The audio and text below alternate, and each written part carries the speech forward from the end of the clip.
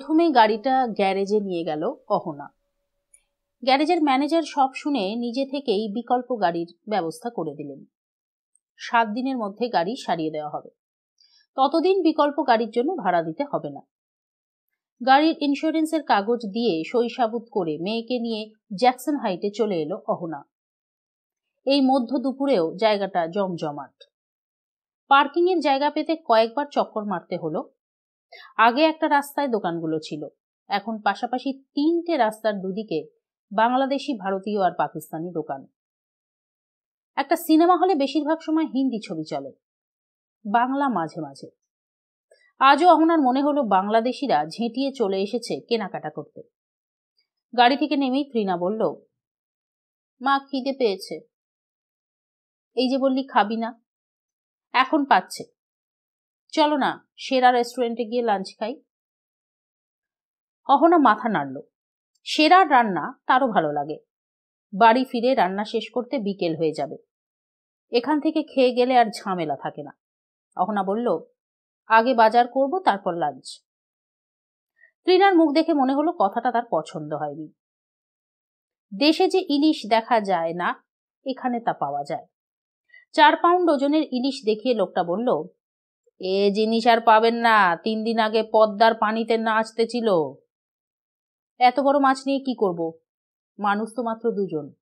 কি কন ম্যাডাম, বন্ধুদের দাওয়াত দেন, তারা আপনার নাম করব। আঁশ ছাড়াইয়া দিই, বাসায় গিয়া কাটবেন। দাম কত? 24 টাকা দেন, 6 টাকা পাউন্ড। বাংলাদেশে এখন $1 বিনিময় মূল্য 70 টাকা। 1 পাউন্ড যদি 500 গ্রাম হয় তাহলে 1 কেজির দাম 700 টাকা। বাংলাদেশে এখনো 400-500 টাকায় ইলিশ পাওয়া যায়, তবে 2 কেজি মাছ সচরাচর দেখতে পাওয়া যায় না। বাজার করে ব্যাগ গাড়িতে রাখতে হলো দুবার। তারপর সেরা রেস্টুরেন্টের দিকে পা বাড়াতে গিয়ে অহনার চোখে পড়ল শাকগুলো।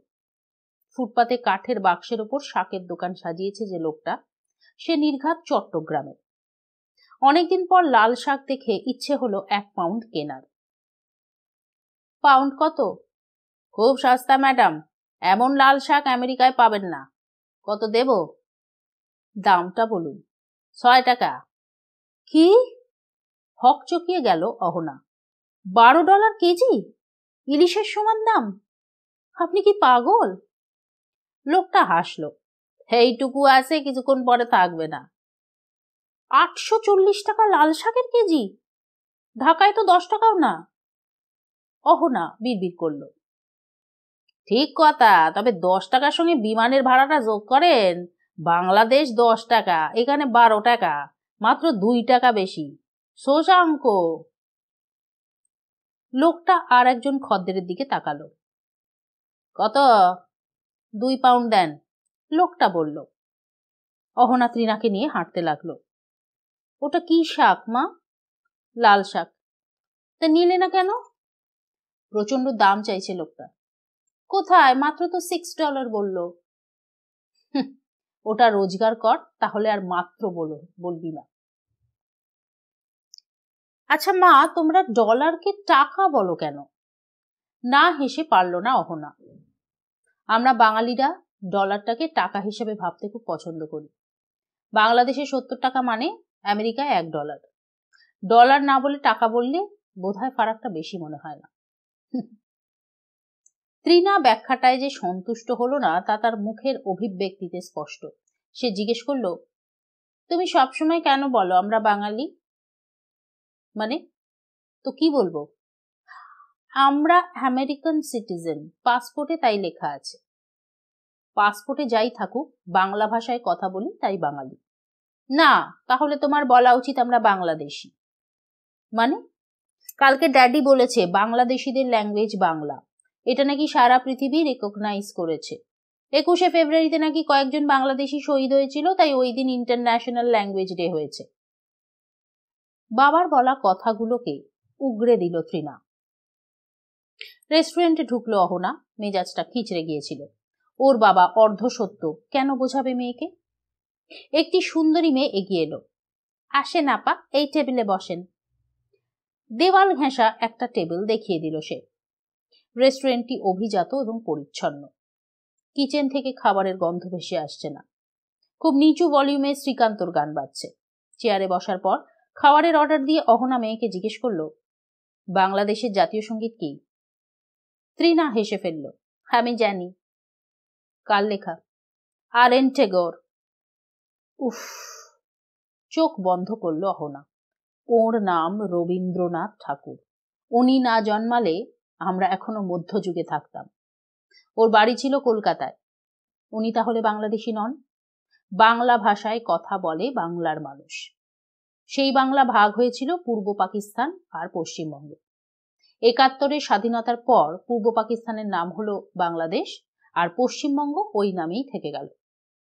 কিন্তু বাংলা ভাষা দুদেশের মানুষেরই ভাষা হয়ে থাকলো। তোমার মাথায় কি কিছু ঢুকেছে? ত্রিনা গম্ভীর হয়ে অন্যদিকে তাকালো। অহনা বুঝতে পারল সে বৃথাই বাক্য ব্যয় করল। এটা কি করে হচ্ছে? তার মেয়ে এরকম আকাট কেন হবে? এখন কেমন আছেন? চমকে মুখ তুলল অহনা। ত্রিনার উপর তৈরি বিরক্তিটা চট করে ঝেড়ে ফেলতে না পারায় কথা বলতে পারল না। আমি অর্জুন দত্ত, বোধহয় চিনতে পারেননি। ও না, আই এম সরি। হ্যাঁ, এখন ভালো আছি। এটি আমার মেয়ে ত্রিনা। আচ্ছা, তুমি কেমন আছো ইয়াং লেডি? কাঁধ ঝাঁকালো ত্রিনা, যার মানে ঠিক আছি। অহনা চাপা স্বরে বলল, উনি তোমাকে যা জিজ্ঞেস করছেন তার জবাবটা মুখে দেওয়াটাই উচিত। অর্জুন বললেন, আহা, এখন সারা পৃথিবীর ছেলেমেয়েরা বডি ল্যাঙ্গুয়েজে কথা বলাটাই পছন্দ করে। আমি আপনাদের বিরক্ত করছি না আশা করি? না না, আপত্তি না থাকলে আমাদের সঙ্গে বসতে পারেন। বাহ, আজ তাহলে এক কথা বলতে হবে না। ত্রিনার পাশে বসলেন অর্জুন। মানে? অহনা অবাক হলো। সেই সুন্দরী এসে দাঁড়িয়েছিল টেবিলের পাশে। অর্জুন তার দিকে তাকিয়ে বললেন, আপনাদের এখানে আমি কি শর্তে লাঞ্চ করতে আসি? সুন্দরী হাসল। সাহেবের শর্ত হলো ওর লাঞ্চের সময় আমাদের কাউকে ওর সঙ্গে গল্প করতে হবে, উনি একা চুপচাপ খাবেন না। অর্জুন হাসলেন। বুঝতেই পারছেন, মাঝে মাঝে একই কথা বলতে হয়। এখানে যারা আছে তাদের বাড়ির সব খবর আমি জানি। সুন্দরী বলল, স্যার আজকে কি মৌরলা দেব? হ্যাঁ, শুধু ডাল, আলু ভর্তা আর মৌরলার ঝাল। সুন্দরী চলে গেলে অর্জুন ত্রিনাকে জিজ্ঞেস করলো, তুমি মৌরলা পছন্দ করো? আমি জানি না, হোয়াটস দ্যাট? মুরগির মতো কিছু? সর্বনাশ! প্রায় আর্তনাদ করলো অহনা। হাসলেন অর্জুন।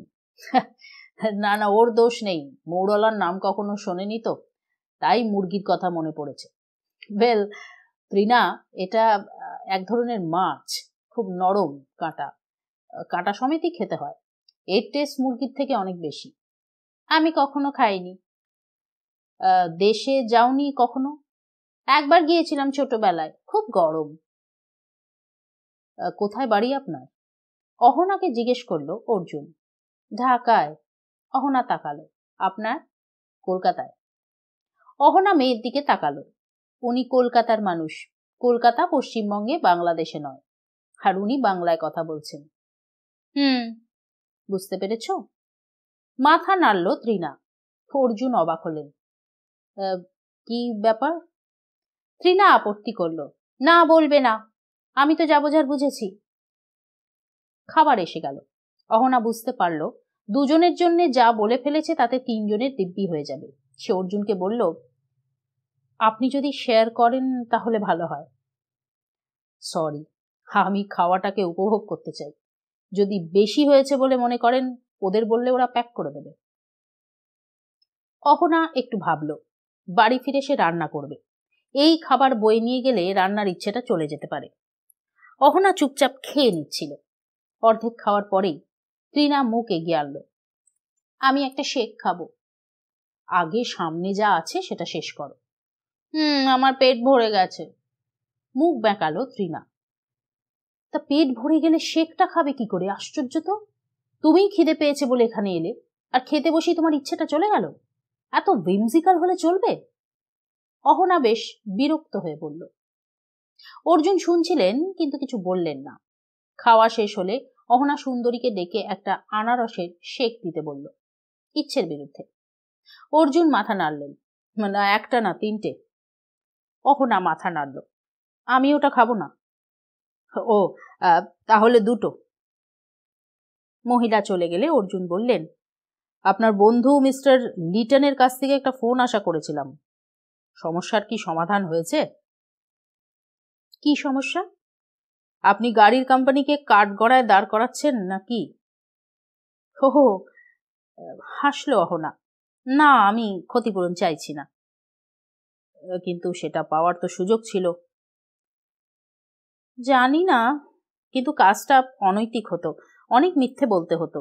তাছাড়া সত্যি তো, দুর্ঘটনার সময় আমি তো বেল্ট পরে ছিলাম না। মুখ ফিরিয়ে কিছুক্ষণ তাকিয়ে থেকে অর্জুন বললেন, ধন্যবাদ। মানে? এখন কাউকে এরকম কথা বলতে শুনি না তো, তাই। 2টো মাঝারি গ্লাসে পাইনঅ্যাপেল শেক এলে তৃণার মুখে হাসি ফুটল। সঙ্গে সঙ্গে নিজের গ্লাসে চুমুক দিল সে। অর্জুন তাকে বলল, তোমার খুব ভালো লাগে? মাথা নেড়ে হ্যাঁ বলল তৃণা। আমারও। এখানে এলেই এটা খেতে ইচ্ছে করে। ভয়ে খাই না। কেন? তৃণা তাকালো। ভয়ে? মোটা হওয়ার একটু ইচ্ছে নেই। আজ তোমার আবদারে খাচ্ছি। থ্যাঙ্কস। বিল এলো। অহনা হাত বাড়াচ্ছিল। আপত্তি করলেন অর্জুন। আপনি ওটা পে করতে চাইছেন? হ্যাঁ, অবশ্যই। অর্জুন হাসলেন। আমি যদি আপত্তি করি? তাহলে বলবো এই টেবিলে এসে কেন বসলেন? সঙ্গে সঙ্গে তৃণা বলে উঠল, টেক ইট ইজি আঙ্কেল, কেউ একজন দিয়ে দিলেই তো হলো। ওয়েল, তৃণার দিকে তাকিয়ে বললেন অর্জুন। পেমেন্ট করে দিয়ে বাইরে এসে অহনা বলল, মেয়েরা পে করতে চাইলে পুরুষদের ইগোতে লাগে কেন বলুন তো? আমার লেগেছে বলে মনে হচ্ছে? আপনি আপত্তি জানাতে চাইছিলেন? না, চাইনি, জিজ্ঞেস করেছি। ভালোই তো, আপনি আমাকে লাঞ্চ খাওয়ালেন। গাড়ির ক্ষতিটা আর তেমন একটা মনে লাগছে না। তৃণার দিকে ঘুরে দাঁড়ালেন অর্জুন। ইয়েস ইয়াং লেডি, তুমি কি চাও আমাদের আবার দেখা হোক? তৃণা হাসল। শিওর। হাত বাড়িয়ে তৃণার সঙ্গে হাত মিলিয়ে অর্জুন বললেন, আমাকে এক্ষুনি ছুটতে হবে, একদমই ভুলে গিয়েছিলাম মেয়েটিকে নিয়ে আসার কথা। মেয়েটি? অহনা অন্যমনস্কভাবে বলল, এখন বলতে গেলে অনেক দেরি হয়ে যাবে। ইচ্ছে হলে রাত 8টার পরে ফোন করবেন, তখন বলবো। পকেট থেকে পার্স বের করে একটা কার্ড তুলতে গিয়ে মনে পড়ে যাওয়ায় বললেন, আপনার কাছে তো আমার কার্ড আছে না?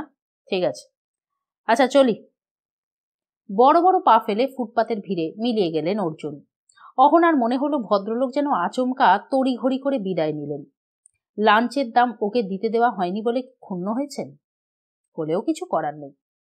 পুরুষরা চিরকাল কর্তৃত্ব করবে এটা তো মেনে নেওয়া যায় না। তাতে যদি কারোর ইগোয়ে আঘাত লাগে তাহলে সেটা তার সমস্যা। রাত 8টা নাগাদ স্নান করতে গেল অহনা। প্রায় গোটা সপ্তাহের রান্না শেষ করে ফেলেছে সে, শুধু ভাতটা বাদে। ওটা খাওয়ার আগে গরম গরম না বানালে ভালো লাগে না। তৃণা সেই যে ঘরে ঢুকে দরজা বন্ধ করেছে আর তার কোনো দেখা নেই। বাথরুমে শাওয়ার কার্টেন টেনে স্নান করতে করতে মনে হলো ফোন বাজছে। এই অবস্থায় বেরিয়ে ফোন ধরা যায় না, ওটা এখন বেজে যাবে। তৃণার কানে ওই শব্দ কিছুতেই ঢুকবে না। শুধু তৃণা কেন, ওদের বয়সী ছেলে মেয়েদের অনেকেই বড় হচ্ছে একই ধারায়। মাঝে মাঝে মনে হতো এই যে সে দেশ থেকে, আত্মীয় স্বজনদের থেকে আলাদা হয়ে একা থাকতে বাধ্য হয়েছে, এবং তৃণার কোনো সমবয়সী সঙ্গী নেই, দাদু দিদা কাকা জ্যাঠা নেই, তাই সে নিজের চারপাশে একটা খোলস তৈরি করে অপারিবারিক হয়ে বড় হচ্ছে। নিজের স্বার্থ কিসে ভালো হবে তা না জেনেই স্বার্থপর হয়ে যাচ্ছে। হয়তো ওর বাবা বাড়িতে থাকলে এরকম আলাদা জগৎ তৈরি করে নিয়ে বড় হতো না। কিন্তু বাবা মায়ের কাছে বড় হওয়া ছেলে মেয়েরাও তো একই আচরণ করছে। বাড়ি ওদের কাছে যেন জেলখানা, স্কুলের বন্ধুরাই প্রিয়জন। তৃণা এই বয়সে মধ্যরাতে নেটে ব্লু ফিল্ম দেখছে, অথচ তার পক্ষে ওকে বকাঝকা করা সম্ভব হচ্ছে না, কারণ সেটা করে বিন্দু মাত্র লাভ হবে না, না তার না তৃণার। এখন এই মুহূর্তে ঘরের দরজা বন্ধ করে তৃণা যে কি করছে সেটাও তার জানা নেই। অথচ সেই 6 মাস বয়স থেকে মেয়েটাকে নিয়ে 18 হলে তৃণার স্বাধীনতা থাকবে, সে কোথায় থাকতে চায় সেটা ঠিক করবে সে। 18-র পরে এ দেশের ভালো ছেলে মেয়েরা কলেজে চলে যায়, আর সেই যে যায় আর বাড়ির সঙ্গে তেমন একটা সংযোগ থাকে না। তৃণা যদি 18-এ পা দিয়ে বলে সে বাবার সঙ্গে থাকবে, তাহলে অহনাকে সেটা মেনে নিতে হবে। 6 মাস বয়সে তৃণাকে বাঁচাবার জন্যে এতদিন ধরে সে যা করেছে তা নেহাতি ভুল বলে মেনে নেওয়া ছাড়া আর কোনোই উপায় নেই। তৃণার 18 পৌঁছাতে কি আর এমন দেরি। নিউ জার্সির ক্লোস্টার শহরে অর্জুন দত্ত আছেন প্রায় 11 বছর। এসেছিলেন খড়গপুর থেকে ইঞ্জিনিয়ার হয়ে, চাকরি পেয়েছিলেন দেশে বসেই, ভালো মাইনে। সকাল 7টায় বেরিয়ে সন্ধ্যে 7টায় বাড়ি ফেরাম। প্রথমে উঠেছিলেন এক বন্ধুর দাদার বাড়িতে, তারপর ব্রুকলিনের এক কামরার ফ্ল্যাটে, সেখান থেকে নিউ জার্সির এই বাড়িতে। বাড়িওয়ালি মহিলাটি বলেছিলেন, তুমি যুবক, একা, তবু তোমাকে আমার এই বাড়িটা ভাড়া দিচ্ছি দুটো শর্তে। 1, এই বাড়িটাকে নিজের বাড়ি মনে করে যত্ন নেবে, আর 2, তোমার প্রেমিকা ছাড়া অন্য কোনো মেয়েকে বাড়িতে আনবে না। সেই সঙ্গে শুক্রবার বা শনিবারে এমন কোনো পার্টি দেবে না যার আওয়াজ শুনে প্রতিবেশীরা বিরক্ত হবে।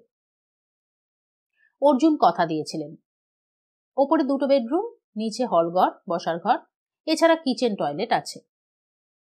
পাশে আছে একটা খোলা জায়গা যেখানে গাড়ি রাখা যায়। এরকম একটা বাড়ির ভাড়া হাডসনের ওপারে নিউ ইয়র্কে $2,500 নিচে হতো না। কিন্তু ভদ্রমহিলা বললেন, জল, ইলেকট্রিক, গ্যাস এসব তোমার, আমাকে মাসে 900 দিও। অর্জুন অবাক হয়ে জিজ্ঞেস করেছিলেন, 900 কেন? 1000 বললেন না কেন? ভদ্রমহিলা বলেছিলেন, বলবো, তোমার ব্যবহার দেখে খারাপ লাগলে প্রথমে 1000 চাইবো, তারপরও যদি ওই রকমই চলে তাহলে ছেড়ে দেওয়ার কথা বলবো। 11 বছর চলে গেছে, ভদ্রমহিলা 1 সেন্টও ভাড়া বাড়াননি। অর্জুন একবার নিজেই বলেছিলেন ভাড়া বাড়ানোর কথা। ভদ্রমহিলার বয়স বাড়লেও কথাবার্তা একই ধরনের রয়ে গেছে। বলেছিলেন, তুমি তো আমার শর্ত ভাঙনি, তবে আমার খুব খারাপ লাগে এই ভেবে যে তোমার কোনো প্রেমিকা জোটেনি। অর্জুন মনে করিয়ে দিয়েছিলেন ভাড়ার কথা বলতে এসেছেন। ভদ্রমহিলা মাথা দুলিয়েছিলেন, ডাটা, ওই বাড়ির দেখাশোনা করার জন্য যদি একজন কেয়ারটেকার রাখতে হতো তাহলে তাকে খুব কম করে $1,500 মাসে দিতে হতো। তুমি থাকায় সেই ডলারটা আমার বেঁচে যাচ্ছে। আমার যা আছে তাতে বাকি দিনগুলো দিব্যি চলে যাবে। $100 ভাড়া বাড়িয়ে তো আর আমি বাড়তি কোনো আনন্দ পাবো না। এদেশে এসে কয়েক বছর চাকরির পর একটু ধাতস্থ হয়ে বেশিরভাগ বাঙালি 25-30 বছর ধরে শোধ করার অঙ্গীকারে বাড়ি, গাড়ি ইত্যাদি কিনে ফেলেন। মাইনের টাকার অর্ধেকটাই প্রতি মাসে ধার শোধ করতেই চলে যায়। তারপর খাওয়া, ঘর সাজানো এবং অন্যান্য খরচ মিটিয়ে সামান্যই পড়ে থাকে ব্যাংকে। তবু তারা বেশ আনন্দে থাকেন এই ভেবে যে বাড়িটার মালিক তিনি। নিউ জার্সির বাঙালিদের সঙ্গে অর্জুনের পরিচয় দুর্গাপুজোর সময়। মণ্ডপে গেলে একজন থেকে আরেকজনের সঙ্গে আলাপ হয়ে যায়। অর্জুনের অফিসের সহকর্মী মৃণাল বসু তাকে নিয়ে গিয়েছিলেন ওখানে। বিশ্বনাথ গুপ্ত বললেন, দূর মশাই, আপনি একজন বাঙালি, ক্লোস্টারে থাকছেন 8 মাস, আর আমরা কিছুই জানি না। আজ আপনার সঙ্গে সবার আলাপ হয়ে গেলে দেখবেন শুক্র এবং শনিবার সন্ধে আপনি আর বোর হচ্ছেন না, নেমন্তন্ন আর নেমন্তন্ন। প্রথম সেই সব নেমন্তন্নে গিয়েছিলেন অর্জুন, তারপর যাওয়া বন্ধ করলেন। প্রতিটি বাড়িতে একই লোকজন, একই বিষয় নিয়ে কথাবার্তা, একই ধরনের খাওয়া, অথচ কেউ বিরক্ত হচ্ছেন না, কারোরই একঘেয়েমি লাগছে না। ওরকম একটা পার্টিতে বিশ্বনাথ গুপ্ত বললেন, সে কি হে, তুমি ভাড়া দিয়ে আছো কেন? কত ভাড়া দিচ্ছ? 900। আরে প্রায় ওই টাকা মাসে ইএমআই দিলে 30 বছর পরে নিজের বাড়ির মালিক হয়ে যাবে তুমি। চাও তো কালই আমি যোগাযোগ করিয়ে দিতে পারি। অর্জুন হেসেছিলেন, কিন্তু দাদা, 6 মাস পরে যদি চাকরিটা চলে যায়? তোমার বিরুদ্ধে কোম্পানি যদি কোনো বিশেষ অভিযোগ না করতে পারে তাহলে এদেশে চাকরির অভাব হবে না। এরা তো বেশিরভাগই অশিক্ষিত। তবু মাথার ওপর তো একটা সাদাকে বসিয়ে রাখে। তাছাড়া 30 বছর ধরে ধার শোধ করার কোনো বাসনাই আমার নেই। নেই? তা তুমি বিয়ে করবে না? সংসার? ও নিয়ে কিছু ভাবিনি, কিন্তু ধার নিয়ে আনন্দে থাকা আমার পক্ষে অন্তত সম্ভব নয়। তা ওই এক ঘরের ফ্ল্যাটেই থাকতে চাও? এক নয়, বাড়িটা 2 তলা এবং সব কটা ঘর আমার কাজেও আসে না। সে কি, কটা ঘর? 3টে প্লাস একটা বড় হল। মাই গড, তুমি 900 টাকায় কি করে পেলে? ভাবাই যায় না। আচ্ছা ঠিক আছে, সামনের মাসে এক শুক্রবারে বাড়িতে পার্টি দাও। আরে হাউস ওয়ার্মিং বলে তো একটা কথা আছে। খাওয়া দাওয়ার ব্যাপারে চিন্তা করো না, তোমার বৌদি সব ব্যবস্থা করে দেবে। আর কাকে কাকে বলবে সেটা আমি তোমাকে বলে দেব। তখনই কিছু বলেননি, কিন্তু পরে এড়িয়ে গিয়েছিলেন অর্জুন। নিজেও যাওয়া বন্ধ করেছিলেন। নেমন্তন্ন পেলেই কাজের অজুহাত দেখাতেন। সবাই বুঝে গিয়েছিলেন অর্জুন দত্ত একজন অসামাজিক মানুষ। অর্জুনের একদা সহকর্মী মৃণাল বসু একটু অন্যরকম ছেলে। সমমনস্ক কিছু মানুষ নিয়ে ওরা নাটকের দল তৈরি করেছে। মনোজ মিত্র, মোহিত চ্যাটার্জির নাটক পুজোর সময় করত। এখন 3 মাস অন্তর হল ভাড়া নিয়ে শো করে। অর্জুন গিয়েছিলেন দেখতে। কলকাতায় গ্রুপ থিয়েটার করা ছেলে মৃণালের প্রোডাকশন বেশ ভালো, কিন্তু দর্শকের সংখ্যা 25-30-এর বেশি নয়।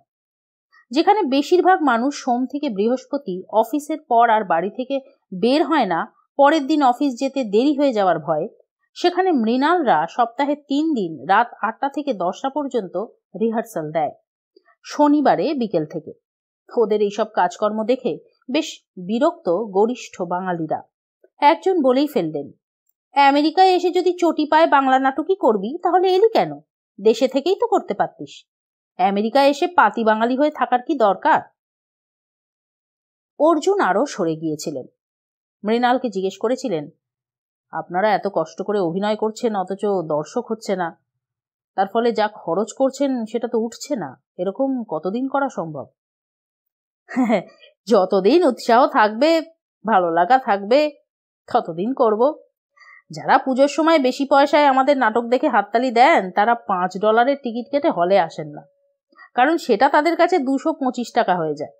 অথচ দেশ থেকে যদি সিনেমা বা সিরিয়ালের বি গ্রেডের অভিনেতা অভিনেত্রীদের দিয়ে বস্তা পচা নাটক কোনো রকমে খাড়া করিয়ে এখানে আনা যায়, তাহলে $25-50 টিকিট কিনতে এদেরই কিন্তু এক মুহূর্ত দেরি হয় না। আমরা ঘরকা মুরগি তো, তাই ডাল বরাবর। তাহলে এই আশায় আছি দাদা, আগে 10-15 জন আসতো, এখন অন্তত 25-30 জন হচ্ছে, দেখি যদি আরো বাড়ে। তা তুমি কলকাতায় থেকে গেলে না কেন? ইঞ্জিনিয়ার হয়ে এই চাকরি না পেলে নিশ্চয়ই থেকেই যেতাম। রেজাল্টটা ভালো হয়ে গেল তো, আর সঙ্গে সঙ্গে বাড়ির সবাই আমার দিকে যে আশা নিয়ে তাকালো, সেটা কলকাতায় চাকরি করে মেটানো সম্ভব ছিল না। এখানকার 200 টাকা কলকাতায় পৌঁছলে 9,000 টাকা হয়ে যায়। 5 জায়গায় পাঠাতে হয় আমাকে। কলকাতায় সেটা কল্পনা করতে পারতাম না। তা নিজের কথা ভাবছো না? হ্যাঁ নিশ্চয়ই। আমি মাইনে পেলেই ভাবি যা পেলাম তার থেকে 1000 কমে গেছে, বাকিটায় ভালোভাবে থাকতে হবে, তাই আছি। আপনি তো সুতপাকে আমাদের সঙ্গে অভিনয় করতে দেখেছেন। আমরা খুব শিগগিরই বিয়ে করছি। ওকেও দেশে $500 পাঠাতে হয়। এটা পাঠিয়েই যাব আমরা, তারপরেও বাড়ি ভাড়া করে চমৎকার চলে যাবে। বাড়ি কিনবে না? না, টাকা জমিয়ে বছর 20 পর দেশেই ফিরে যাব। মৃণালের যেন হঠাৎ খেয়াল হলো, তা আপনার প্ল্যান কি? ভাবছি, ভেবে শেষ করতে পারিনি। অর্জুন হেসেছিলেন। বছরখানেক বাদে মৃণাল এক রাত্রে ফোন করলো। খুব ব্যস্ত? বিন্দুমাত্র নয়। মানে একটা ঘটনা ঘটেছে, আপনার একটু সাহায্য চাই। যেমন? দেশের এক বন্ধুর ফোন পেয়েছিলাম কয়েকদিন আগে। ওর বোনের বিয়ে হয়েছিল অ্যাস্টোরিয়াতে থাকা বাঙালি ডাক্তারের সঙ্গে, বেশ ধুমধাম করে। বিয়ের পর বর ফিরে এসেছিল। কাগজপত্র জোগাড় করে ওরা 1 বছর পরে বোনকে পাঠাতে পেরেছিল এই দেশে স্বামীর ঘর করতে। কেনেডি এয়ারপোর্টে নেমে মেয়েটি ফোনে পৌঁছা সংবাদ দিয়েছিল। তারপর থেকে ওরা মেয়েটির খবর পাচ্ছিল না, ফোনেও না, চিঠিতেও না। ডাক্তারের বাড়ি ফোন নাম্বারও নাকি বদলে গেছে। তা বন্ধু আমাকে অনুরোধ করেছিল খোঁজ নিতে। যে ঠিকানা দিয়েছিল সেখানে গিয়ে তো দেখলাম একজন স্প্যানিশ মহিলা দরজা খুলল। তিনি আবার নিজেকে ডাক্তারের স্ত্রী হিসেবে দাবি করলেন। 1 বছর 2-এর বাচ্চাও আছে তার। বললেন কোনো বাঙালি মহিলা কখনোই ওই বাড়িতে নাকি আসেননি। সে কি? চমকে উঠলেন অর্জুন। তোমার তো পুলিশে ইনফর্ম করা উচিত। করেছিলাম দাদা। পুলিশ বাড়ি সার্চ করে শেষ পর্যন্ত বেসমেন্ট থেকে মেয়েটিকে উদ্ধার করে। আরে বিভৎস চেহারা হয়ে গেছে ওর, চুল কেটে স্কার্ট পরিয়ে রেখেছিল। এই কয়েক মাস বেসমেন্ট থেকে ওপরেই উঠতে দেওয়া হয়নি। বাচ্চাটাকে ওর কাছে রেখে ওরা তালা দিয়ে অফিস যেত। পুলিশ ওই স্প্যানিশ মহিলাকে অ্যারেস্ট করেছে। ডাক্তারটি এখনো ফেরার, ফিরলেই পুলিশ ধরবে, মৃণাল বলেছিল। গুড, শাস্তি হওয়া উচিত লোকটা। হ্যাঁ ঠিক, কিন্তু কিভাবে? মানে সীমা, মানে ওই মেয়েটিকে পুলিশ তো ছেড়ে দিচ্ছে, ওর পাসপোর্ট ওই বাড়ি থেকেই পাওয়া গেছে। যেহেতু ভিসা আছে তাই কোনো সমস্যা নেই, কিন্তু মামলা চালানোর জন্য ওকে এখানেই থাকতে হবে। এখন প্রশ্ন হলো কোথায় থাকবে? মৃণাল বলল। একটু ভাবলেন অর্জুন। ওর আর কোনো আত্মীয় এখানে নেই? না, ওর দাদাকে ফোন করেছিলাম, তো ওরা চাইছে ছাড়া পাওয়া মাত্রই ও প্লেনে উঠে পড়ুক। চলে গেলে তো মামলা ঝুলে যাবে না, তাছাড়া এই সীমাও যেতে চাইছে না। কেন? এই অবস্থায় দেশে ফিরে গেলে বাড়ির বোঝা হয়ে যাবে, এটাই ভাবছে বোধহয়। ও তাহলে আচ্ছা, বিশ্বনাথ বাবুকে বললে হয় না, বাঙালি সংগঠনগুলো থেকে যদি কিছু সাহায্য করে? অসম্ভব দাদা, অনেক উল্টোপাল্টা কথা শোনাবে। আচ্ছা, আপনার বাড়িতে তো বাড়তি ঘর আছে, কয়েকটা দিন আপনার ওখানে রাখা যাবে? একটা মেয়েকে প্রায় কোনো খোঁজ খবর না নিয়ে কলকাতায় বিয়ে দিয়ে স্বামীর ঘর করতে পাঠানো হয়েছিল নিউ ইয়র্কে। লোকটা হয়তো তার বাবা মাকে সন্তুষ্ট করার জন্যই বিয়েটা করেছিল, আর ভেবেছিল বিনা পয়সায় বাচ্চার জন্য একটা বেবি সিটার পাওয়া গেল। কিন্তু মেয়েটা কি দোষ করেছিল? এরকম অবস্থায় ওর পাশে দাঁড়ানোই উচিত। কিন্তু উত্তর না পেয়ে মৃণাল বলল, মানে আমার তো একখানা ঘর, এখানে নিয়ে এলে আমাকেই উদ্বাস্তু হতে হয়। একসঙ্গে থাকলে আবার সুতপা সহ্য করতে পারবে না। কখন বলতে হবে? এই কাল সকালের মধ্যে। কাল তো শনিবার। হ্যাঁ, স্পেশাল কোর্ট খোলা আছে। ঠিক আছে। ফোন রেখে দিয়ে খানিকক্ষণ ভাবলেন অর্জুন। এখন রাত 9টা। এই সময় প্রৌঢ়াকে ফোন করা কি ঠিক হবে? কিন্তু ওকে তো জানাতেই হবে। ভাড়া দেওয়ার সময় উনি শর্ত দিয়েছিলেন প্রেমিকা ছাড়া অন্য কোনো মেয়েকে এই বাড়িতে নিয়ে আসা চলবে না। শেষ পর্যন্ত নাম্বার ঘোরালেন অর্জুন। ভদ্রমহিলার গলা পেয়ে নিজের পরিচয় দিলেন। ও ডাটা, খুব সমস্যায় পড়েছ বলে মনে হচ্ছে, না হলে এই সময় তুমি আমাকে ফোন করতে না। আমার ডিনার হয়ে গেছে, কিন্তু এখনো বিছানায় যাইনি। আমি যদি আপনার কাছে গিয়ে বলতে পারতাম তাহলে ভালো হতো। আসলে কাল সকালেই আমাকে সিদ্ধান্তটা জানাতে হবে। তোমার ওখান থেকে আসতে অন্তত 8 ঘন্টা লাগবে, তুমি টেলিফোনেই বলো। অগত্যা মৃণালের মুখে শোনা ব্যাপারটা সরাসরি বললেন অর্জুন। সব শুনে ভদ্রমহিলা বললেন, এই মেয়েটিকে ব্যক্তিগতভাবে চেনো? না, তবে আমার সহকর্মী চেনেন। কাল কখন জানাতে হবে? সকালে, কারণ স্পেশাল কোর্টে কেস উঠবে, তারপরেই বোধহয় মেয়েটাকে পুলিশ ছেড়ে দেবে।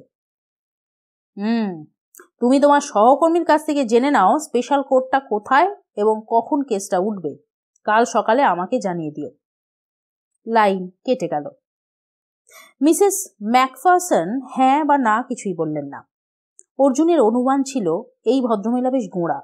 এখন সেটা আরো বেশি করে মনে হলো। সকালে তিনি ফোন করার আগে মৃণালের ফোন এলো। কি ভাবছেন দাদা? স্পেশাল কোর্টটা কোথায় আর কখন কেসটা উঠবে? মৃণাল ঠিকানাটা বলল, আর বলল কেস উঠবে সকাল 10:30টায়। অর্জুন বললেন, ঠিক আছে, তার আগেই তুমি জানতে পারবে। মৃণাল জিজ্ঞেস করল, হ্যাঁ, আপনি কি সাহস পাচ্ছেন না? অর্জুন বললেন, ল্যান্ডলেডির অনুমতির জন্য অপেক্ষা করছি। মিসেস ম্যাকফারসনকে জানাতে তিনি বললেন, এখান থেকে অ্যাস্টোরিয়াতে পৌঁছাতে অন্তত 1 ঘন্টা লাগবে। যদিও শনিবার বলে আজ ট্রাফিক কম। তা তুমি কি অনুগ্রহ করে আমাকে নিয়ে যেতে পারবে? আমি 9:25-এই তৈরি হয়ে থাকবো। হ্যাঁ, অবশ্যই। অর্জুনের আশা হলো ভদ্রমহিলা যখন নিজে যেতে চাইছেন তখন সচক্ষে দেখে তবেই অনুমতি দেবেন। প্রৌঢ়া অন্যের কথায় বিশ্বাস করেন না। মিসেস ম্যাকফারসন তৈরিই ছিলেন। তাকে নিয়ে হাডসন পেরিয়ে অ্যাস্টোরিয়াতে পৌঁছাতে ঠিক 1 ঘন্টা 10 মিনিট লেগে গেল। গাড়ি পার্ক করে বিরাট বাড়িটার সামনে দাঁড়িয়ে অর্জুন যখন ধন্দে, তখন মৃণাল দৌড়ে এলো। আসুন। মৃণালের সঙ্গে মিসেস ম্যাকফারসনের পরিচয় করিয়ে দিতেই তিনি জিজ্ঞেস করলেন, তুমি যখন মেয়েটিকে চিনতে, শুনলাম তোমার বন্ধুর বোন, তাহলে তুমি নিজের কাছে ওকে রাখতে চাইছো না কেন? মৃণাল বলল, আমি ওয়ান রুম ফ্ল্যাটে থাকি, ও থাকলে অনেকেই ভুল বুঝবে। তাই বলো। কিছু জিজ্ঞাসাবাদের পর কোর্ট সীমাকে ছেড়ে দিল। অবশ্য তাকে জিজ্ঞেস করা হয়েছিল যে নিউ ইয়র্কে তার থাকার জায়গা আছে কিনা, না হলে তাকে সরকারি হোমে পাঠানো যেতে পারে। সরকারি উকিল বলল তার দরকার নেই, ওর দাদার বন্ধু এই শহরে আছেন, যার সাহায্যে ওকে উদ্ধার করা সম্ভব হয়েছে। স্প্যানিশ মহিলাকে সন্তান সহ জেলে যেতে হলো, তিনি জামিন পেলেন না। অর্জুন মেয়েটিকে দেখলেন। ফর্সা সুন্দর চেহারা, কিন্তু পরনে ময়লা স্কার্ট, চুল বিশ্রীভাবে ছাঁটা, ফলে সৌন্দর্যতা চাপা পড়ে গেছে। ওদের সামনে এসে সীমা কেঁদে ফেলল, দু হাতে মুখ ঢাকলো। মৃণাল বলল, শক্ত হ, আর তোর কোনো চিন্তা নেই, আমরা আছি। আমি দেশে ফিরে যাব না। হাত সরালো না সীমা। কেন? এই মুখ নিয়ে আমি ওখানে কিছুতেই যাব না। মিসেস ম্যাকফারসন বুঝতে না পেরে জিজ্ঞেস করলেন, ও কি বলল? অর্জুন ঠিকঠাক অনুবাদ করে দিল। মৃণাল প্রথমে অর্জুনের সঙ্গে আলাপ করিয়ে দিল। অর্জুন বললেন, তোমার মন শক্ত করো, তুমি তো এখানে থাকতে চাও। হ্যাঁ। ইংরেজি বোঝো? হ্যাঁ। তাহলে ইংরেজি বলছি। তুমি কেন এ দেশে থাকতে চাও? যে লোকটা আমাকে ঠকিয়েছে তার শাস্তিটা দেখতে চাই, তারপর নিজের পায়ে দাঁড়িয়ে তবেই আমি দেশে যাব। ইংরেজিতেই বলল সীমা। Good, very good. ডাটা, যদিও তোমার প্রেমিকা নয়, তবু ও তোমার কাছে থাকতেই পারে। তবে কখনো যদি কেউ তোমার প্রেমিকা হয় এবং তোমার বাড়িতে আসে, তাহলে সে তো এতটা বুঝবে না। আমি একটা প্রস্তাব দিতে পারি, ওর মানসিকতা আমার পছন্দ হয়েছে। ও যদি আমার বাড়িতে একটা সমাধান না হওয়া পর্যন্ত থাকে, তাহলে কি তোমাদের কোনো আপত্তি আছে? অর্জুন কিছু বলার আগে সীমার মুখে হাসি ফুটল। আমি কি বলে আমার কৃতজ্ঞতা আপনাকে জানাবো? এর চেয়ে আর কি ভালো হতে পারে? মৃণালও ধন্যবাদ জানালো মিসেস ম্যাকফারসনকে। তিনি বললেন, কাল রাত্রে ডাটা যখন টেলিফোনে ব্যাপারটা বলল, তখন হঠাৎ মনে হয়েছিল আমি যদি ইন্ডিয়াতে থাকতাম আর আমার মেয়ের নিউ ইয়র্কে এই অবস্থা হতো, তাহলে কেমন লাগতো। লোক, আমার কোনো ছেলে মেয়ে নেই, আমার স্বামী মারা গিয়েছেন। একা থাকতে আর কতক্ষণ ভালো লাগে, তাই আমারও স্বার্থ আছে। মৃণাল জিজ্ঞেস করেছিল, কিরকম? আমার ইন্ডিয়ান কারি খেতে খুব ভালো লাগে, কিন্তু ইন্ডিয়ান রেস্টুরেন্টে এত মশলা দেয় যে খেতে ভয় হয়। সীমা নিশ্চয়ই কম মশলা দিয়ে আমার জন্য কারি রেঁধে দেবে, তাই তো? সীমা ঘাড় নেড়েছিল। মৃণালের কাছ থেকে বিদায় নিয়ে ওরা থানায় গিয়েছিল। সেখান থেকে সীমার দুটো সুটকেস, যেগুলো ডাক্তারের বাড়ি থেকে পুলিশ উদ্ধার করে এনেছিল, সেটা সংগ্রহ করে অর্জুন তোদের মিসেস ম্যাকফারসনের বাড়িতে পৌঁছে দিয়েছিল। নাম্বার আগে মিসেস ম্যাকফারসন জিজ্ঞেস করেছিলেন, আমি লক্ষ্য করেছি আমার সিদ্ধান্ত শোনার পর থেকে তুমি একটাও কথা বলনি, কেন? আপনি আমার সব কথা কেড়ে নিয়েছেন। অর্জুন হেসেছিলেন। এই বয়সেও কারোর স্তুতি শুনলে দেখছি খারাপ লাগে না।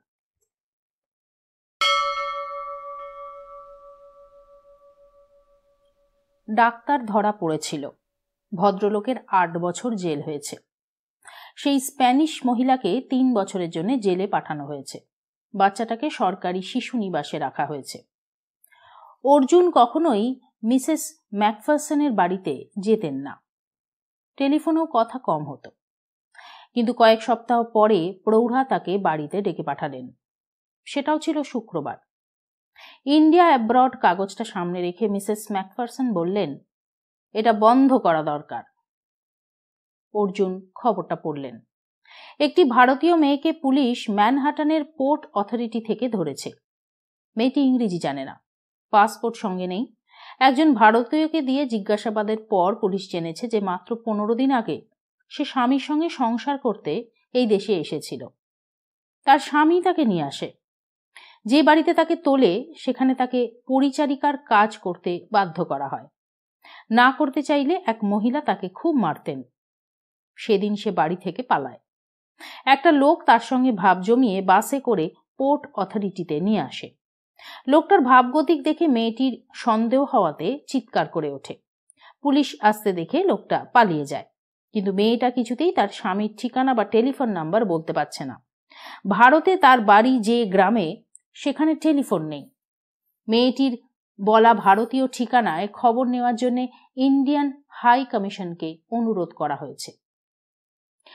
উত্তেজিত মিসেস ম্যাকফারসন জিজ্ঞেস করল, তোমাদের দেশ থেকে আসা পুরুষগুলো কি জানোয়ার? তারা বিয়ে করে বেবি সিটার অথবা মেড সার্ভেন্ট নিয়ে আসে। এটা কি বন্ধ করা যায় না? অর্জুন মাথা নেড়েছিলেন।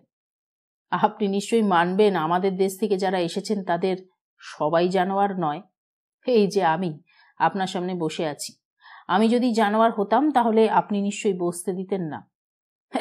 না না, আই এম সরি, আমি ঠিক ওভাবে বলতে চাইনি। আমি বুঝেছি। অর্জুন ওকে থামিয়ে দিলেন।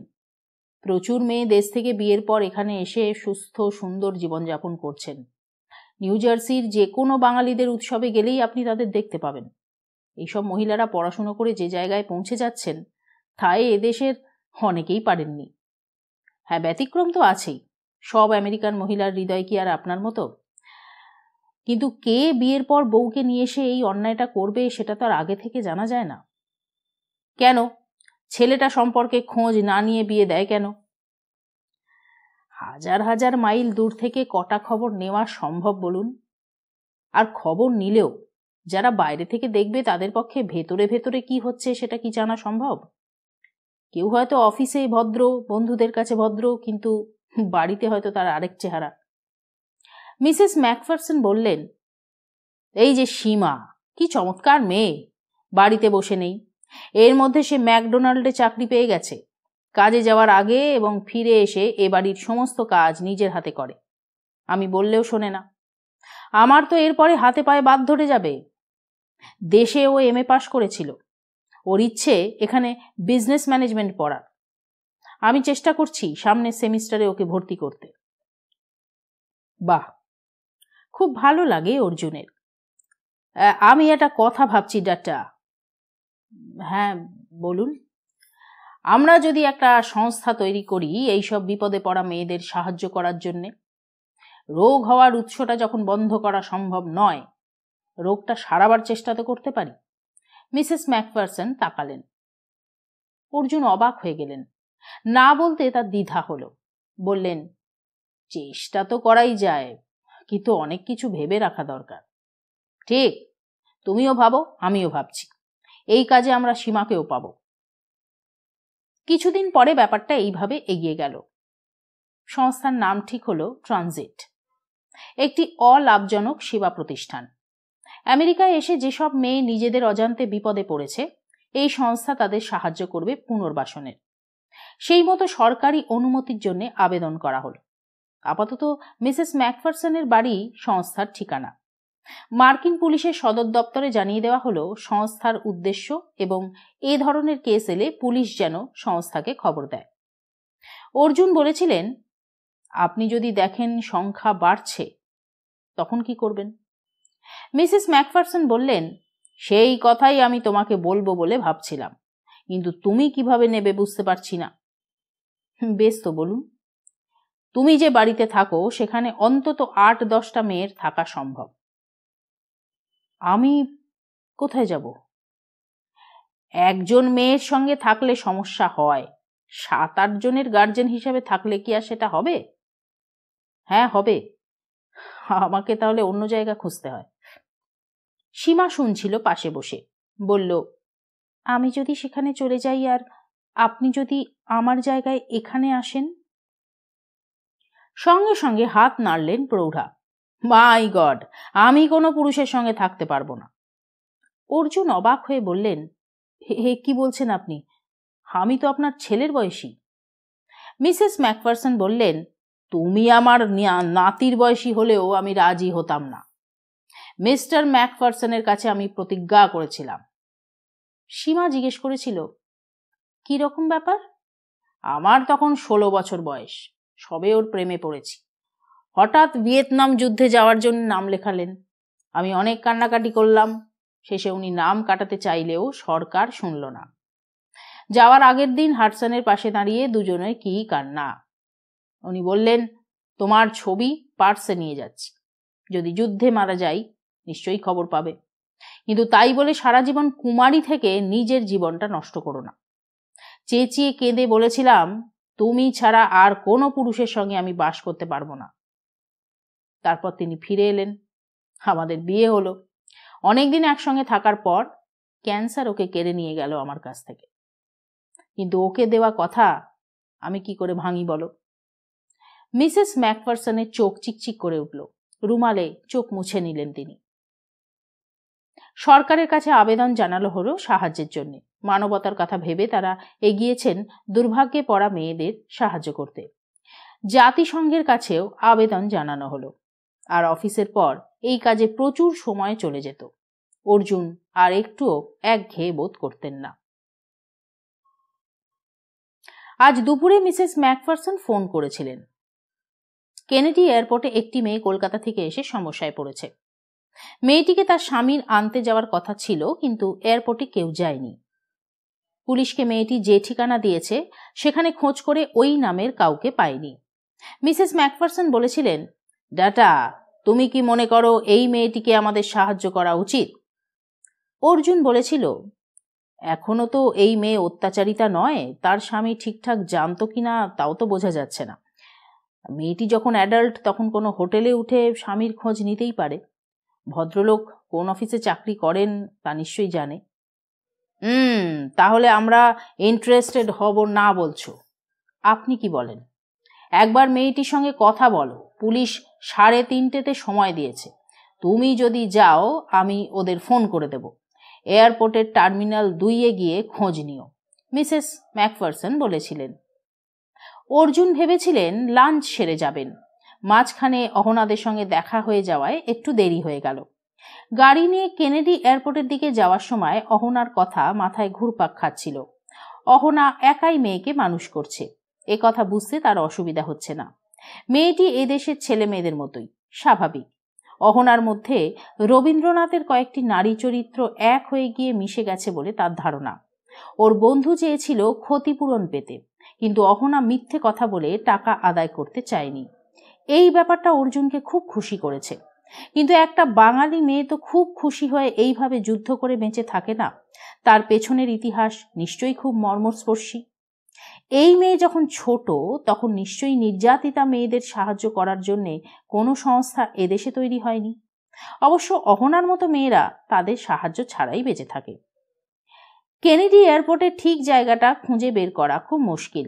অনেক ঘোরাঘুরির পর বিশেষ সেলে যখন অর্জুন পৌঁছলেন তখন 4:30 বেজে গেছে। মোটাসোটা ভালো মানুষ চেহারার অফিসারের নাম জন লেমন। অর্জুনের পরিচয় পেয়ে জন বললেন, ওহ, তুমি এসে গিয়েছো, আমি বেঁচে গেলাম। তা তুমি কি ইন্ডিয়ান? হ্যাঁ, ইন্ডিয়ান, বেঙ্গলি। ওটা বলো না, হাসলো জন। তার মানে? এরপর নিশ্চয়ই বলবে না তোমার মাতৃভাষা বাংলা? হ্যাঁ, অফকোর্স তাই। মাই গড, তুমি কবে ইন্ডিয়ায় সিটিজেনশিপ নিয়েছো? কখনোই নিইনি। আমার পূর্বপুরুষ জন্মেছেন ইন্ডিয়ায়, আমিও জন্মেছি। তাহলে তুমি তো আমাকে মুশকিলে ফেললে। ব্যাপারটা কি? আমি জানি বেঙ্গলিরা থাকে বাংলাদেশে আর তাদের মাতৃভাষা বাংলা। এই ভাষার জন্য তারা পাকিস্তানিদের বিরুদ্ধে লড়াই করেছে। আমি কি ভুল জানি? অর্ধেকটা। বাংলাদেশ হওয়ার আগে ওই ভূখণ্ডের নাম ছিল পূর্ব পাকিস্তান, সেটা মাত্র 24 বছরের জন্য। তার আগে দেশটা ছিল ইন্ডিয়ার অংশ, নাম ছিল বেঙ্গল। দেশ যখন ভাগ হলো ওয়েস্ট থেকে গেল ইন্ডিয়াতে, কিন্তু দুই অংশের লোক একই ভাষায় কথা বলে, লেখে এবং পড়ে। বুঝেছ? কিন্তু ওরাই ভাষার জন্য লড়াই করেছে, তোমরা করনি। আমাদের সেটা করার দরকার হয়নি। হয়তো। লোকটা মচকায় কিন্তু ভাঙে না। মেয়েটির নাম কি? জন একটা ফর্ম তুলে অর্জুনের সামনে এগিয়ে দিল। অর্জুন সেটা পড়ল। মেয়েটির নাম স্বপ্না রায়, বয়স 22, বাড়ি বর্ধমান শহরে, গ্র্যাজুয়েট। পাসপোর্ট নাম্বার এবং ভিসা নাম্বার লেখা আছে। স্বামীর নাম সলিল রায়। ঠিকানা যা মেয়েটি বলেছে 103/2 B Church, McDonald, Brooklyn, New York. পাশে মন্তব্য, এই ঠিকানায় সলিল রায় বলে কেউ এখন থাকে না। ভদ্রমহিলা কোথায়? আমার সঙ্গে মিসেস কি যেন নামটা? আবার কাগজ দেখলো জন। হ্যাঁ, মিসেস ম্যাকফারসন, ট্রানজিট। ওর সঙ্গে কথা হয়েছে। দয়া করে তুমি মেয়েটিকে নিয়ে গিয়ে আমাকে উদ্ধার কর। আগে ওর সঙ্গে কথা বলতে চাই। হ্যাঁ, স্বচ্ছন্দে এসো। ভেতরের ঘরের দিকে পা বাড়ালো জন।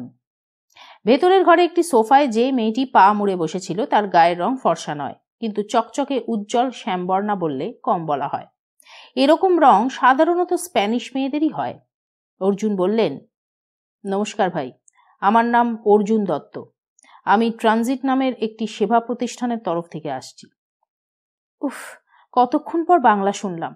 মেয়েটি পা নামালো। আচ্ছা, আপনার স্বামী কি জানতেন আজ আপনি আসছেন? হ্যাঁ।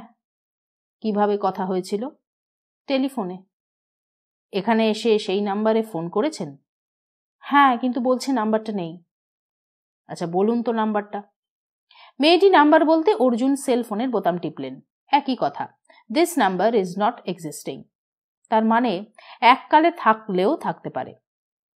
আপনি এখন কি করতে চান? বুঝতে পারছি না, আমি তো সেই সকালে নেমেছি। এরা অবশ্য খুব ভালো ব্যবহার করেছেন, খেতে দিয়েছেন, চেষ্টা করেছেন খুঁজে বের করতে। ও যে ইচ্ছে করে আমাকে নিতে আসবে না, সেটা তো আমি কল্পনাও করিনি। মেয়েটির গলা ধরে এলো। দেখুন, কান্নাকাটি করে কোনো লাভ হবে না স্বপ্না। আপনি কোন ফ্লাইটে এসেছেন? ব্রিটিশ এয়ারওয়েজে। চোখ মুছল স্বপ্না। রিটার্ন টিকিট করে এসেছেন? না, আমি থাকার ভিসা নিয়ে এসেছি। আপনার সামনে এখন দুটো অপশন খোলা আছে। আপনি দেশে ফিরে যেতে পারেন, অথবা কোনো বন্ধু বা আত্মীয় থাকলে তার বাড়িতে থেকে আপনার স্বামীর খোঁজ খবর নিতে পারেন। অর্জুন জানালেন, কিছু মনে করবেন না, আপনি কি করে ভাবলেন এই প্রাথমিক ব্যাপার বোঝার মতো বুদ্ধি আমার হয়নি? অর্জুন একটু অবাক হয়ে তাকালেন। দেশ থেকে প্রথমবার এসে পায়ের তলার মাটি না পেলে ছেলেরাই যেরকম নার্ভাস হয়ে যায়, এই মেয়ে তো তার ধারে কাছে নেই। তিনি জিজ্ঞেস করলেন, আপনি পুলিশের কাছে সাহায্য চেয়েছিলেন? হ্যাঁ, আমি ওদের জিজ্ঞেস করেছিলাম এখানে সাধারণ কিন্তু ভদ্র হোটেলের ভাড়া কত। ওরা বলল $150 প্লাস ট্যাক্স পার ডে। আমি যা এনেছি তা 10 দিন থাকলেই প্রায় শেষ হয়ে যাবে। তখন জিজ্ঞেস করেছিলাম কোনো ইন্ডিয়ান সেবা প্রতিষ্ঠানের সঙ্গে যোগাযোগ করতে পারি কিনা। আচ্ছা, এখানে রামকৃষ্ণ মিশন নেই? হ্যাঁ, অবশ্যই আছেন ওরা, তবে আমাদের সঙ্গে ওদের যোগাযোগ নেই। তাহলে আপনার স্বামীর সঙ্গে বিয়ের আগে পরিচয় ছিল?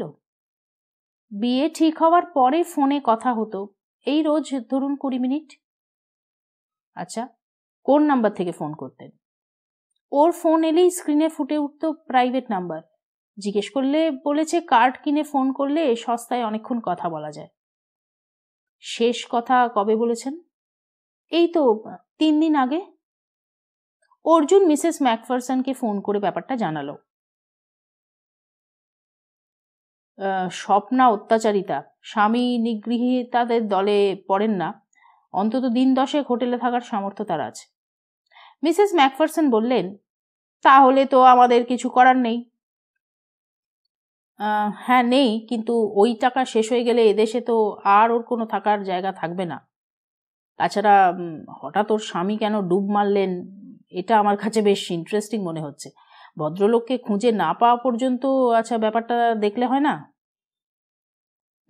মেয়েটিকে কি খুব অসহায় বলে মনে হচ্ছে? মিসেস ম্যাকফারসন জিজ্ঞেস করলেন। স্বপ্নার দিকে তাকালেন অর্জুন। সোজা হয়ে বসে তার দিকে তাকিয়ে আছে। ওই ভঙ্গি দেখে কেউ ওকে অসহায় বলে ভুল করবে না। না, মানে ঠিক ততটাও নয়, অর্জুন টেলিফোনে বলল। তাহলে দিন 3 জন্য একটা মাঝারি হোটেলে ও থাকুক, এর মধ্যে অবস্থা বুঝে ব্যবস্থা নেওয়া যাবে। রাখলাম। এবার জন ফিরে এলো। ওকে, মনে হচ্ছে সবকিছু ঠিক আছে। আমার ডিউটি তো শেষ হয়ে যাচ্ছে, তা তোমরা এবার বিদায় নিলে আমি খুশি হই। অর্জুন বলল, স্বপ্না, আপনাকে আমি একটা ভদ্র হোটেলে নিয়ে যাচ্ছি, খুব বেশি খরচ হবে না। ওখান থেকে আপনি আপনার স্বামীর খোঁজ করতে পারবেন। কতদিন? আপাতত দিন 3। ট্রলিতে মালপত্র চাপিয়ে পার্কিংয়ে গিয়ে গাড়ির ডিকিতে ওগুলো তুললেন অর্জুন। মেয়েটা গাড়ির গায়ে হেলান দিয়ে চোখে রোদ চশমা পরে যেভাবে দৃশ্য দেখছে, তাতে মনে হচ্ছে ওকে রিসিভ করতেই অর্জুন এসেছে। স্টিয়ারিংয়ে বসে অর্জুন বিরক্ত হয়ে বললেন, উঠুন। গাড়িতে উঠে নিজে থেকেই বেল্ট বেঁধে নিয়ে স্বপ্না জিজ্ঞেস করল, আপনি কোথায় থাকেন? কত দূরে? নিউ জার্সিতে। আপনাকে আমি কুইন্সের একটা হোটেলে রেখে যাচ্ছি। কেন? আমার ওপর সেরকমই নির্দেশ রয়েছে। কে দিয়েছে? ট্রানজিট যিনি চালাচ্ছেন তার নাম মিসেস ম্যাকফারসন। নিউ জার্সিতে হোটেল নেই? স্বপ্না তাকালো। নিশ্চয়ই সেখানে কম ডলার লাগবে। অর্জুন হাসলেন। আপনি নিউ ইয়র্ক আর নিউ জার্সির পার্থক্য জানেন? হ্যাঁ। কি করে? অবাক হলেন অর্জুন। আপনি তো এই প্রথম আসছেন। নেট খুললেই সব জানা যায়। আমাকে একটা রোড ম্যাপ আর 5 মিনিট সময় দিন, আপনাকে ঠিক বলে দিতে পারবো কোন রাস্তায় গাড়ি চালাবেন। বাহ, গুড। মানে? আপনার পক্ষে আপনার স্বামীকে খুঁজে বের করা অসম্ভব হবে না। আমাকে নিউ জার্সিতে নিয়ে চলুন। হোটেলের ভাড়া তো মিসেস ম্যাকফারসন দেবেন না? দয়া করে আমার পকেটে কথাটা একটু ভাবুন। নিউ জার্সিতে বিখ্যাত হোটেলগুলোর শাখা আছে, অবশ্যই তাদের ঘর ভাড়া ম্যানহাটনের মতো নয়। হাডসন পেরিয়ে ক্লোস্টারের কাছাকাছি ম্যারিয়েট হোটেলের পার্কিংয়ে গাড়ি রেখে অর্জুন বললেন, এই হোটেলের পরিবেশ খুব ভদ্র। কিন্তু ঘর ভাড়া শুনে চোখ কপালে তুলল স্বপ্না। পাগল! সেই জন্যেই কুইন্সে থাকতে বলেছিলাম। ওখানে এর অর্ধেক দামে হোটেল পেতেন। অর্জুন তাকালেন। মোটেলে থাকবেন? মোটেল অর্ধেক টাকায় পেয়ে যাব। টাকা? মানে ওই হলো। মোটেলে তো ট্রাক ড্রাইভাররা রাত কাটাতে থাকে। আমার মতো একটা মেয়ের পক্ষে ওখানে থাকাটা নিরাপদ বলে মনে হচ্ছে আপনার? ও, আপনি মোটেল সম্পর্কেও জেনে বসে আছেন। চলুন। কোথায়? আমাদের ছোট্ট শহরে। কিছুদিন ধরে একটা গেস্ট হাউসের হোর্ডিং চোখে পড়ছিল। ছোট্ট শহর, সস্তাই হবে। গাড়িতে যেতে যেতে অর্জুন বললেন, আমার সেল নাম্বার আপনাকে দেব, আপনি বিশেষ প্রয়োজন ছাড়া আমাকে ফোন করবেন না। কয়েক পা হাঁটলেই বাস পাবেন, সোজা আপনাকে সেন্ট্রাল পার্কে নিয়ে যাবে। স্বপ্না চুপ করে রইল। দুর্ভাগ্য যে একা আসে না তা আবার টের পেলেন অর্জুন। টেক্সাস থেকে একটা বড় পার্টি আজই এসে গেস্ট হাউসের সব ঘর দখল করে নিয়েছে। কি করা যায় বলুন তো, এখন আবার কুইন্সে যেতে হলে। উফ। আপনি কোথায় থাকেন? এই তো মিনিট 3 ড্রাইভ। বলেই সতর্ক হলেন অর্জুন। কেন? আপনার মিসেস কি ধরনের মানুষ, বদরাগী না সন্দেহবাতিক? হাঁ হয়ে গেলেন অর্জুন। তারপর বললেন, দুটোর কোনোটাই নয়। ফ্যান্টাস্টিক, চলুন আমি ওর সঙ্গে কথা বলবো।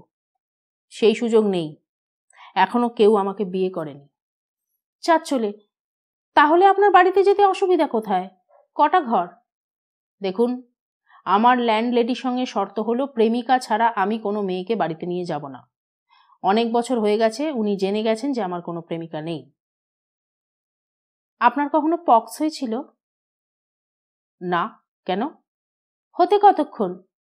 শুনুন, আপনার বাড়িতে যে আমি থাকবো তা তো কেউ জানতে পারবে না। দিন 7 সময় দিন, তার মধ্যে একটা ব্যবস্থা হয়ে যাবে। যদি ল্যান্ডলেডি জানতে পারেন? তাহলে বলবেন আমি আপনার প্রেমিকা। প্রেমিকা? বাল্য প্রেমিকা, দেশ থেকে এসেছি। আশ্চর্য, আপনার জন্য আমি খামোখা মিথ্যে বলতে যাব কেন? আর সত্যি বলতে কি, আপনি মোটেও, মানে আপনাকে প্রেমিকা বলে আমি ভাবতেই পারছি না। বাঁচা গেল। মানে? তাহলে আমি আপনার বাড়িতে নিরাপদেই থাকবো, চলুন। গাড়ি চালাতে চালাতে অর্জুন জিজ্ঞেস করলেন, আচ্ছা সত্যি বলুন তো, আপনি এর আগে কখনো বিদেশে আসেননি? না।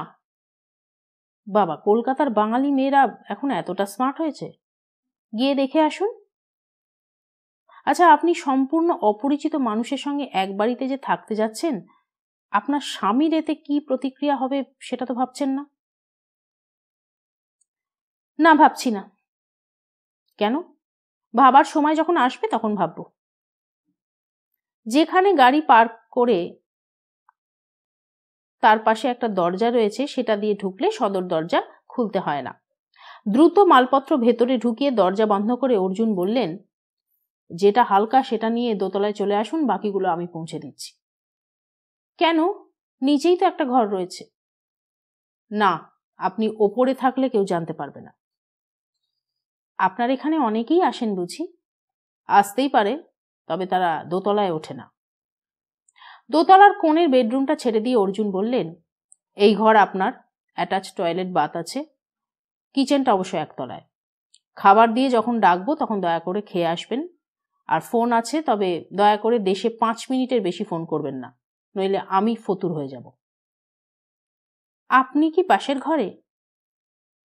হ্যাঁ। অর্জুন পা বাড়াতে গিয়ে থেমে দাঁড়ালেন। চা বা কফি?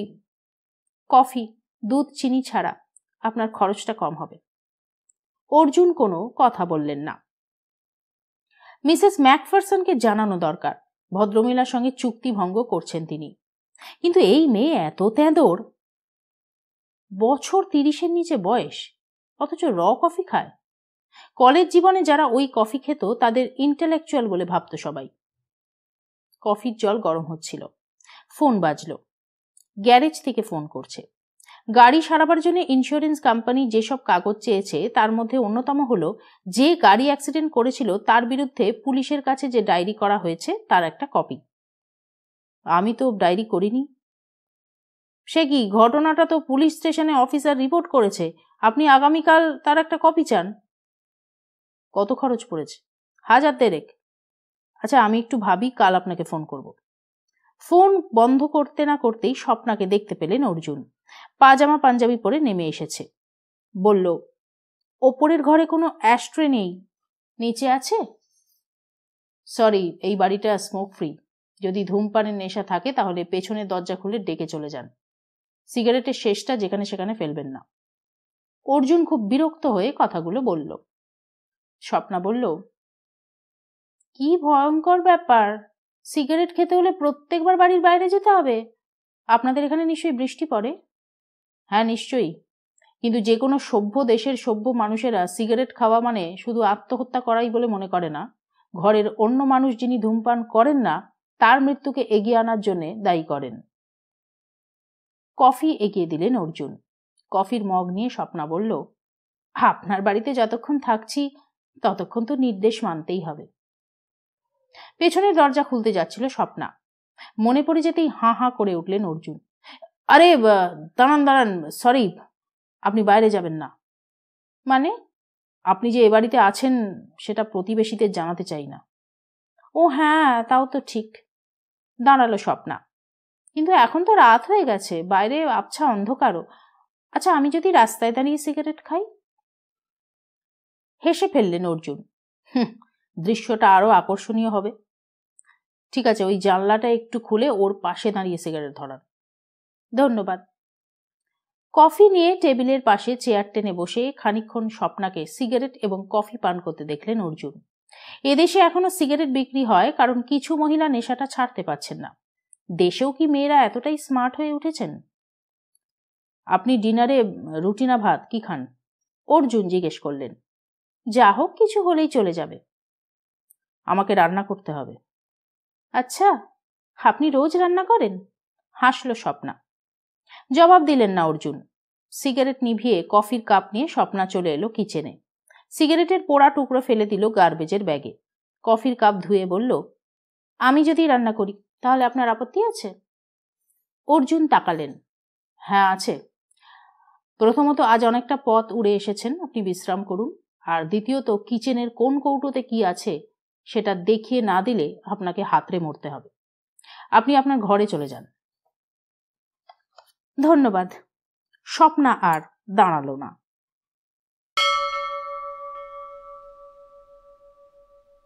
সকালে মেয়েকে স্কুলে পৌঁছে দিয়ে সোজা অফিস চলে এলো অহনা। লিটন অফিসের কর্মচারীটিকে যা যা করণীয় তা বোঝাচ্ছিল।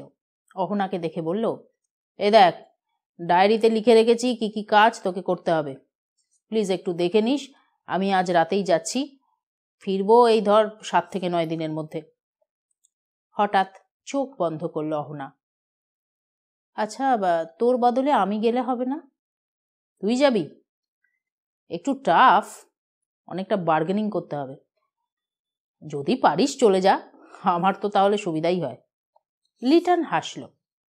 কি রকম? বউয়ের মাথাটা এখন একটু ঠান্ডা হয়েছে, কাছাকাছি থাকলে যদি আগের প্রেমটা ফিরে আসে। মানুষের মন তো, কিছুই বলা যায় না, বল। অহনা চুপচাপ লিটনের দিকে তাকিয়ে থাকলো।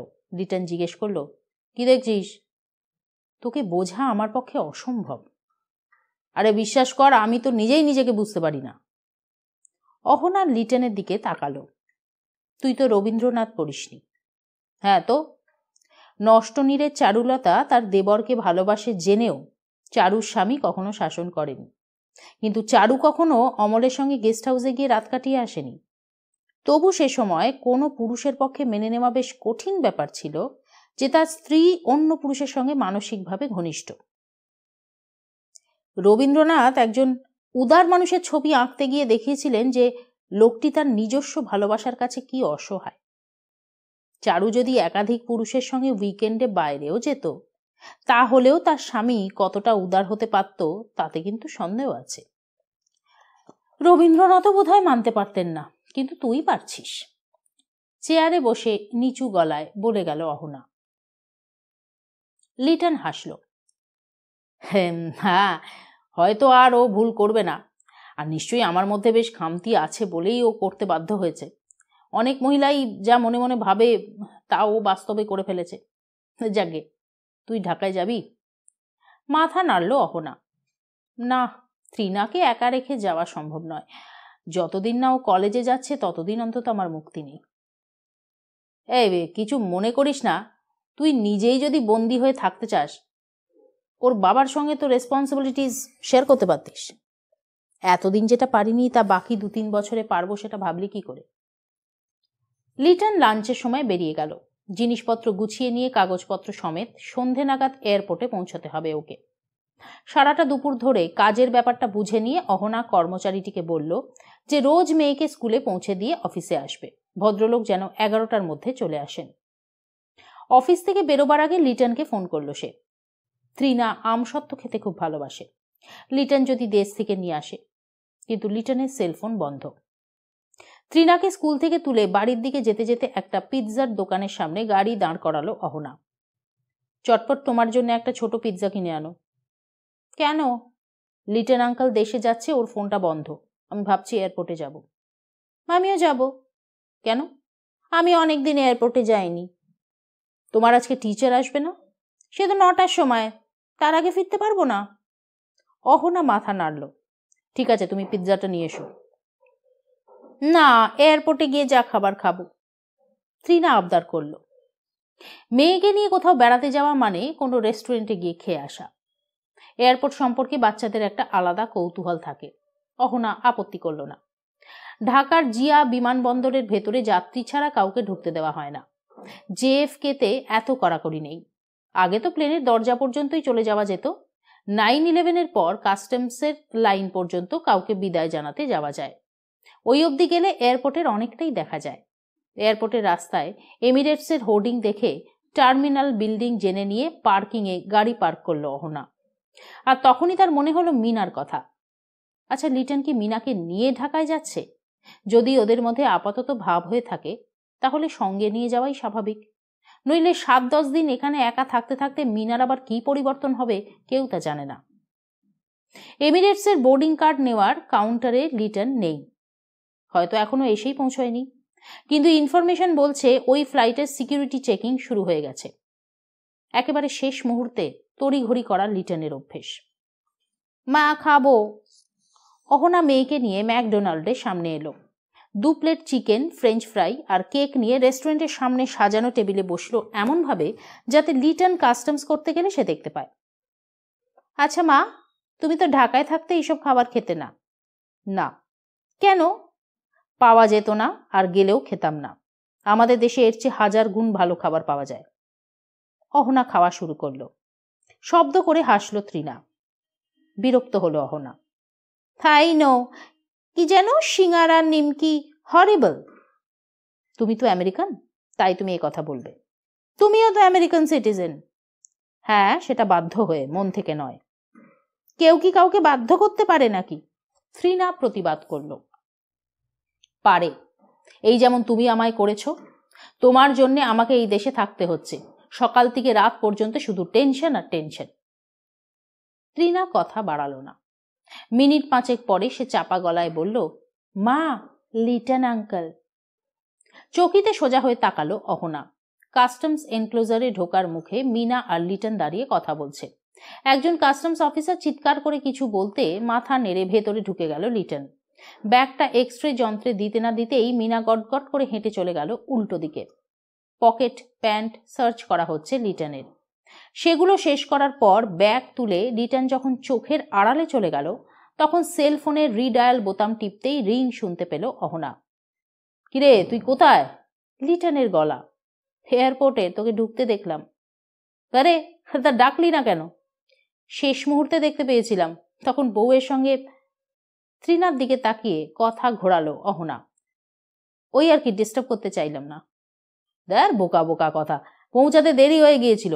যাকে, ভালো থাকিস। এই শোন, বলছি যে 500 গ্রাম ভালো আম সত্ত্ব কিনে আনিস তো। ধরবে? সুটকেসে করে নিয়ে আসিস, আর ধরলে একটু ভেঙে খাইয়ে দিস। বাই।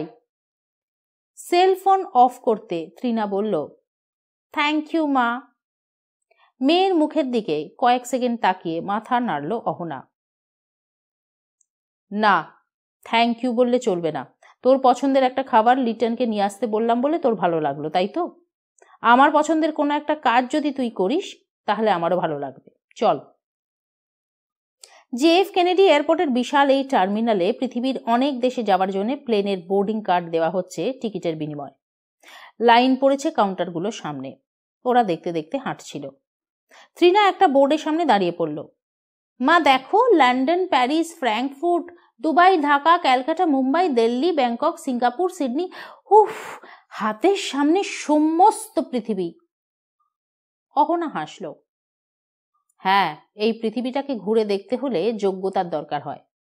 সেই যোগ্যতাটা তুই অর্জন কর, তাহলেই আমি খুশি হব। এয়ারপোর্টে বিল্ডিং থেকে বেরিয়ে পার্কিং এর দিকে পা বাড়াতে গিয়েও থমকে গেল অহনা। তৃণা চাপা গলায় বলল, মা, মিনা আন্টি। ততক্ষণে মাথা ঝিমঝিম করছিল অহনার। পার্কিং এর আধা আলোয় একজন যুবককে জড়িয়ে ধরে স্থির হয়ে দাঁড়িয়ে আছে মিনা। আশেপাশে যে লোকজন যাতায়াত করছে তাতে ওদের কিছুই যায় আসছে না। এ দেশের ছেলেমেয়েরা যা করে তা ওরা স্বচ্ছন্দই করছে। মিনা যখন ছেলেটিকে চুমু খেতে শুরু করলো, তখন তৃণা বলল, মা, তাড়াতাড়ি গাড়ির কাছে চলো। কিন্তু যেতে হলে ওদের পাশ দিয়ে হাঁটতে হবে, অথচ মেয়েকে পাশে নিয়ে এখানে দাঁড়িয়ে দৃশ্যটা দেখাও সম্ভব নয়। প্রায় চোরের মতো অন্যদিকে মুখ ফিরিয়ে ওদের পাশ কাটিয়ে গাড়িতে চলে এলো অহনা তৃণাকে নিয়ে। মিনা তাদের দেখতে পায়নি, কেননা ওর বোধ বুদ্ধি এখন লোপ পেয়ে গেছে। ছেলেটা অবশ্যই বাংলাদেশি এবং মিনার চেয়ে অন্তত বছর 8 ছোট। লিটন নিশ্চয়ই এখন প্লেনের সিটে বসে বেল্ট বেঁধে ফেলেছে। ও কি আর ভাবতে পারবে যে ওকে সি অফ করতে আসার আগে মিনা তার নবীন বয়ফ্রেন্ডকে এয়ারপোর্টে আসতে বলে রেখেছিল? স্বামীকে বিদায় দিয়ে দুনিয়াকে নস্যাৎ করে শরীরের খেলায় মেতেছে। লিটন বলেছিল মিনা নিশ্চয়ই আর ভুল করবে না। লিটনের জন্য খুব কষ্ট হচ্ছিল অহনার। সে গাড়ি চালু করে বেশ দ্রুত গতিতে বাইরে বেরিয়ে আসতেই তৃণা বলল, মিনা আন্টির ওপর রাগ করে তুমি হাই স্পিডের জন্য টিকিট খেতে চাইছো কেন? অহনা গতি কমিয়ে দিল। খারাপ লাগাটা বাড়ছিল। তৃণার সামনে এই দৃশ্য যদি দেখতে না হতো, তাহলে হয়তো এতটা খারাপ লাগতো না। মিনা কি ধরনের মেয়ে তা তো আর অজানা নয়। অনেকটা পথ যাওয়ার পর তৃণা বলল, মা, লিটন আঙ্কেলকে বলবে। এটা ওদের সমস্যা তৃণা, গম্ভীর মুখে বলল Ahana. But he is your partner, বন্ধু। তোমার লিটন আঙ্কেল সবই জানে। মাই গড, তাহলে ওর কোনো ব্যাকবোন নেই। অহনার ইচ্ছে হচ্ছিল ব্রেক কষে গাড়ি থামিয়ে মেয়ের গালে প্রচন্ড জোরে একটা চর কষিয়ে দিতে, কিন্তু সে কিছুই করল না।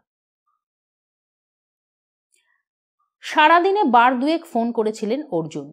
দুবারই এনগেজ টোন শুনতে পেয়েছেন। ভেতরে ভেতরে একটা উদ্বেগ তৈরি হয়েছিল।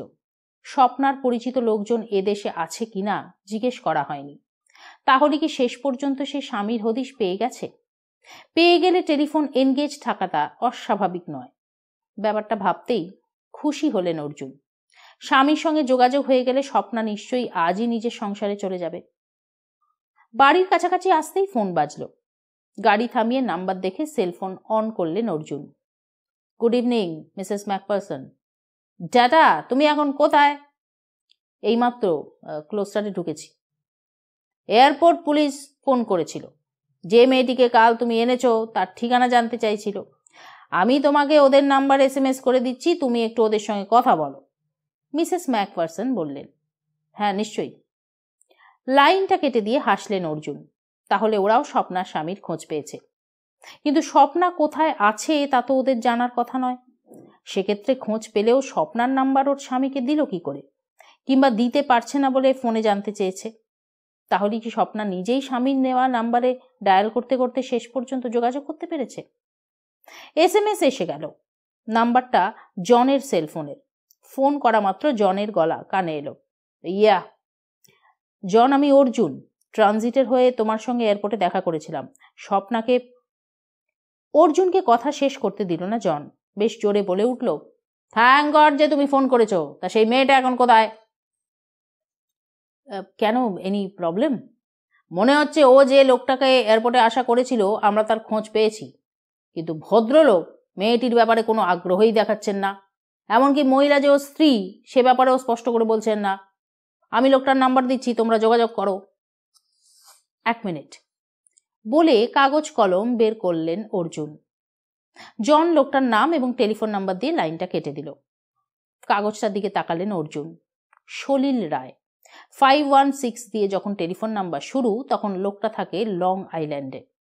নিউ ইয়র্কের ওই অঞ্চলে মোটামুটি উচ্চবিত্তদের বাস। এই লোকটা যদি স্বপ্নার স্বামী হয়, তাহলে স্ত্রী এদেশে এসেছে জানার পর বাড়িতে নিয়ে যাওয়ার জন্য উদ্যোগী হওয়া উচিত। কিন্তু জন বলল লোকটা স্পষ্ট করে কিছু বলেনি। বাড়ি ফিরলেন অর্জুন। সমস্ত বাড়ি অন্ধকারে ডুবে আছে। ইচ্ছে করেই সদর দরজা খুলে ভেতরে ঢুকে আলো জ্বালালেন। স্বপ্নাকে তিনি বলেছিলেন কেউ যেন টের না পায় যে ও এখানে আছে। তাই বলে একটাও আলো না জ্বেলে ভূতের মতো বসে থাকতে তো আর বলেননি। দোতলায় উঠে আলো জ্বালালেন। স্বপ্না যে ঘরে আছে সেটি দরজা ভেজানো। টেলিফোন এনগেজড হয়ে থাকার কারণটা দেখতে পেলেন অর্জুন। রিসিভারটা নিচে নামানো। স্বাভাবিকভাবেই কোনো ফোন আসবে না। এর মানে কি? তিনি বাড়িতে না থাকলেও যেসব ফোন আসে সেগুলো ভয়েস মেলে শুনে ঠিক করেন কাকে কাকে ফোন ব্যাক করবেন। রিসিভার নামিয়ে রাখলে তো সেই সুযোগটাও থাকবে না। ক্রমশ বিরক্ত হয়ে উঠছিলেন অর্জুন। শেষে স্বপ্নার বন্ধ দরজায় শব্দ করলেন। কোনো সাড়া নেই। দরজা একটু ফাঁক হলে দেখলেন ঘরের আলো জ্বালা নেই। দরজা খুলে আলো জ্বালতেই মুখ ফিরিয়ে নিলেন অর্জুন।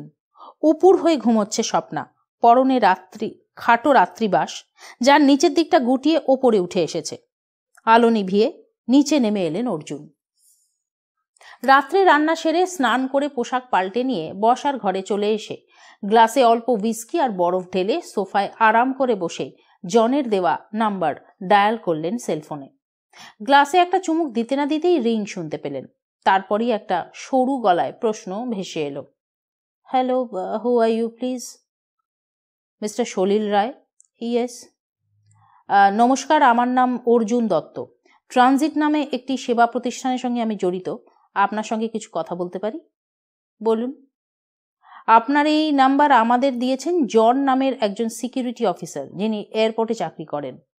ও আচ্ছা, আপনার স্ত্রীর নাম স্বপ্না? ভদ্রলোক জবাব দিলেন না। অর্জুন আবার প্রশ্ন করলেন।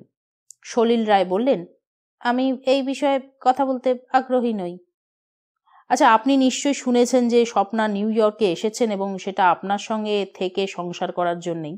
তা একজন মহিলা কলকাতা থেকে এত দূরে এসেছেন আপনার ভরসায়, আর আপনি বলছেন কথা বলতেও আপনি আগ্রহী নন। আপনার আর কিছু বলার আছে? মিস্টার রায়, আপনি কিন্তু ঠিক ক্রিমিনালদের মতন কথা বলছেন। ফোন রেখে দিল সলিল রায়। অর্জুন হতভম্ব। তার মনে হলো এই লোকটি কিছু কথা মুখের ওপর বলতে পারছেন না, কিন্তু সেটা কি কথা হতে পারে? Good evening.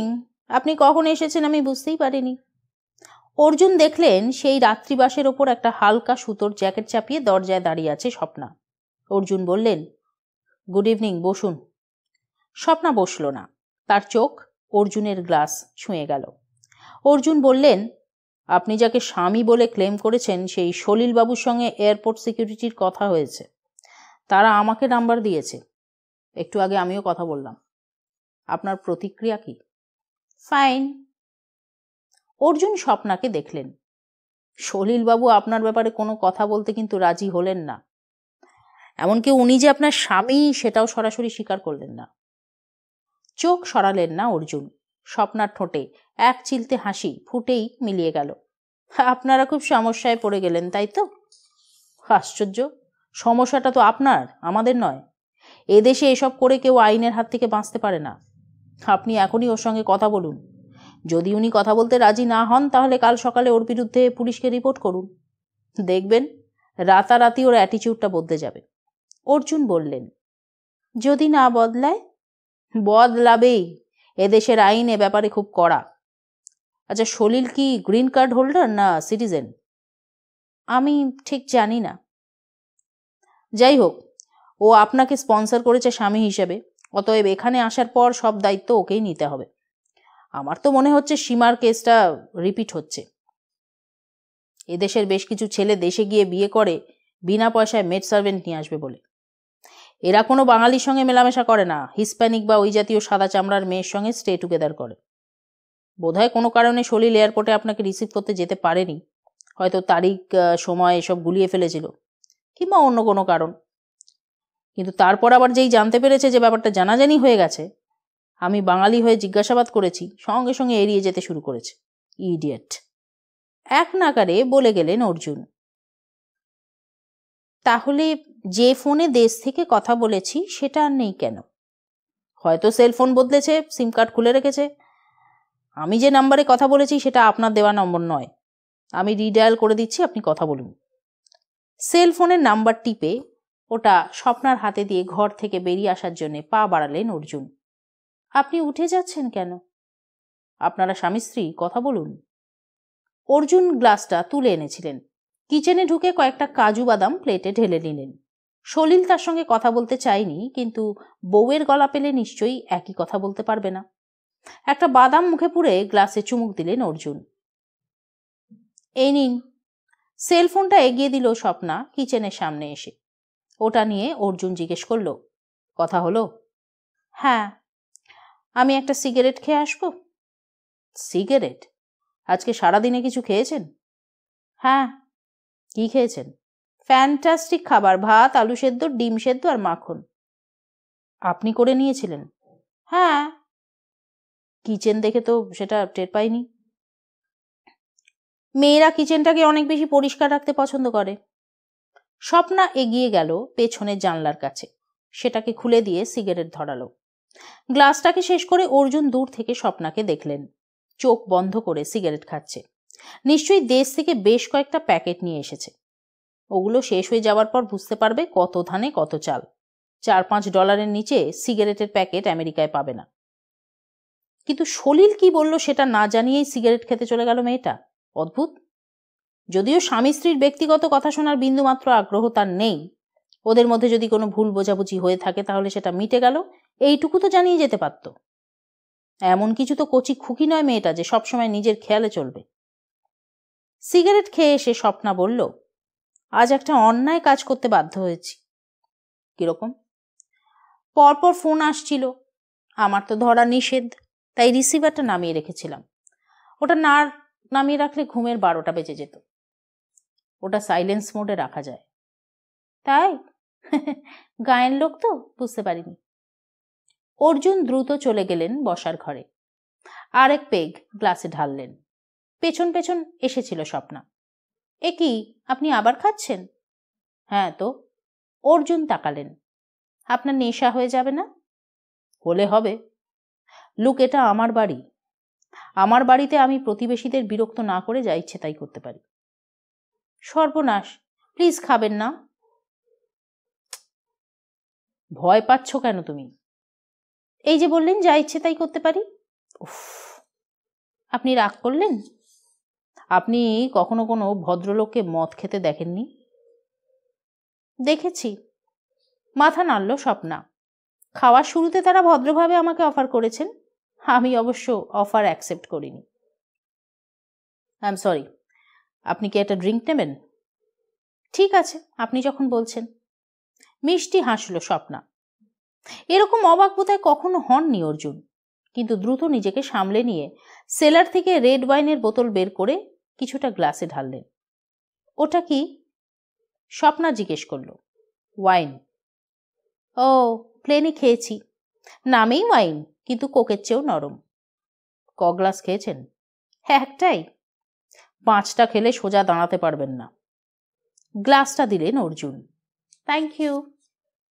অর্জুন মাথা ঝাঁকালেন। স্বপ্না বলল, চিয়ার্স।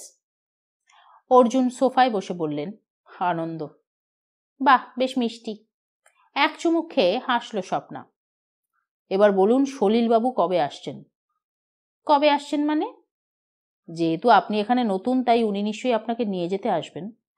সময়টা যদি বিকেলে হয় তাহলে আমি থাকতে পারি। হো। গ্লাসে আরেকটা চুমুক দিল স্বপ্না। না, উনি আসবেন না। সে কি, কেন? চেঁচিয়ে উঠলেন অর্জুন। ওর পক্ষে নাকি আমাকে সাহায্য করা সম্ভব নয়। আমি কিছু বুঝতে পারছি না, আপনি তো ওর কাছেই এসেছেন। উনি সেটা মনে করেন না। মনে করেন না মানে? মনে করেন না বললেই হলো? ঘড়ি দেখলেন অর্জুন। যদিও রাত হচ্ছে, তবু চলুন, এখনই চলুন। কোথায়? থানায়। থানায় গিয়ে কি হবে? সিগারেট খাচ্ছেন, ওয়াইন খাচ্ছেন, আর থানায় কেন যাবেন বুঝতে পারছেন না? আপনি কি? আমি থানায় গিয়ে কি বলবো? আরে, ওর বিরুদ্ধে কমপ্লেন করবেন? ওর ভরসায় এদেশে এসেছেন, উনি আপনার স্বামী, অথচ সেই দায়িত্বটা উনি পালন করছেন না। কিছুক্ষণ চুপ করে থাকলো স্বপ্না। গ্লাসটা শেষ করলো। তারপর বলল, এর চেয়ে কোক খাওয়া ভালো ছিল। তাই বলে আপনাকে আমি হুইস্কি অফার করছি না। করবেন না, আপনার জিনিস না অফার করার রাইট আপনার আছে। কিন্তু আমার এটা আর খেতে ভালো লাগছে না, যা মিষ্টি।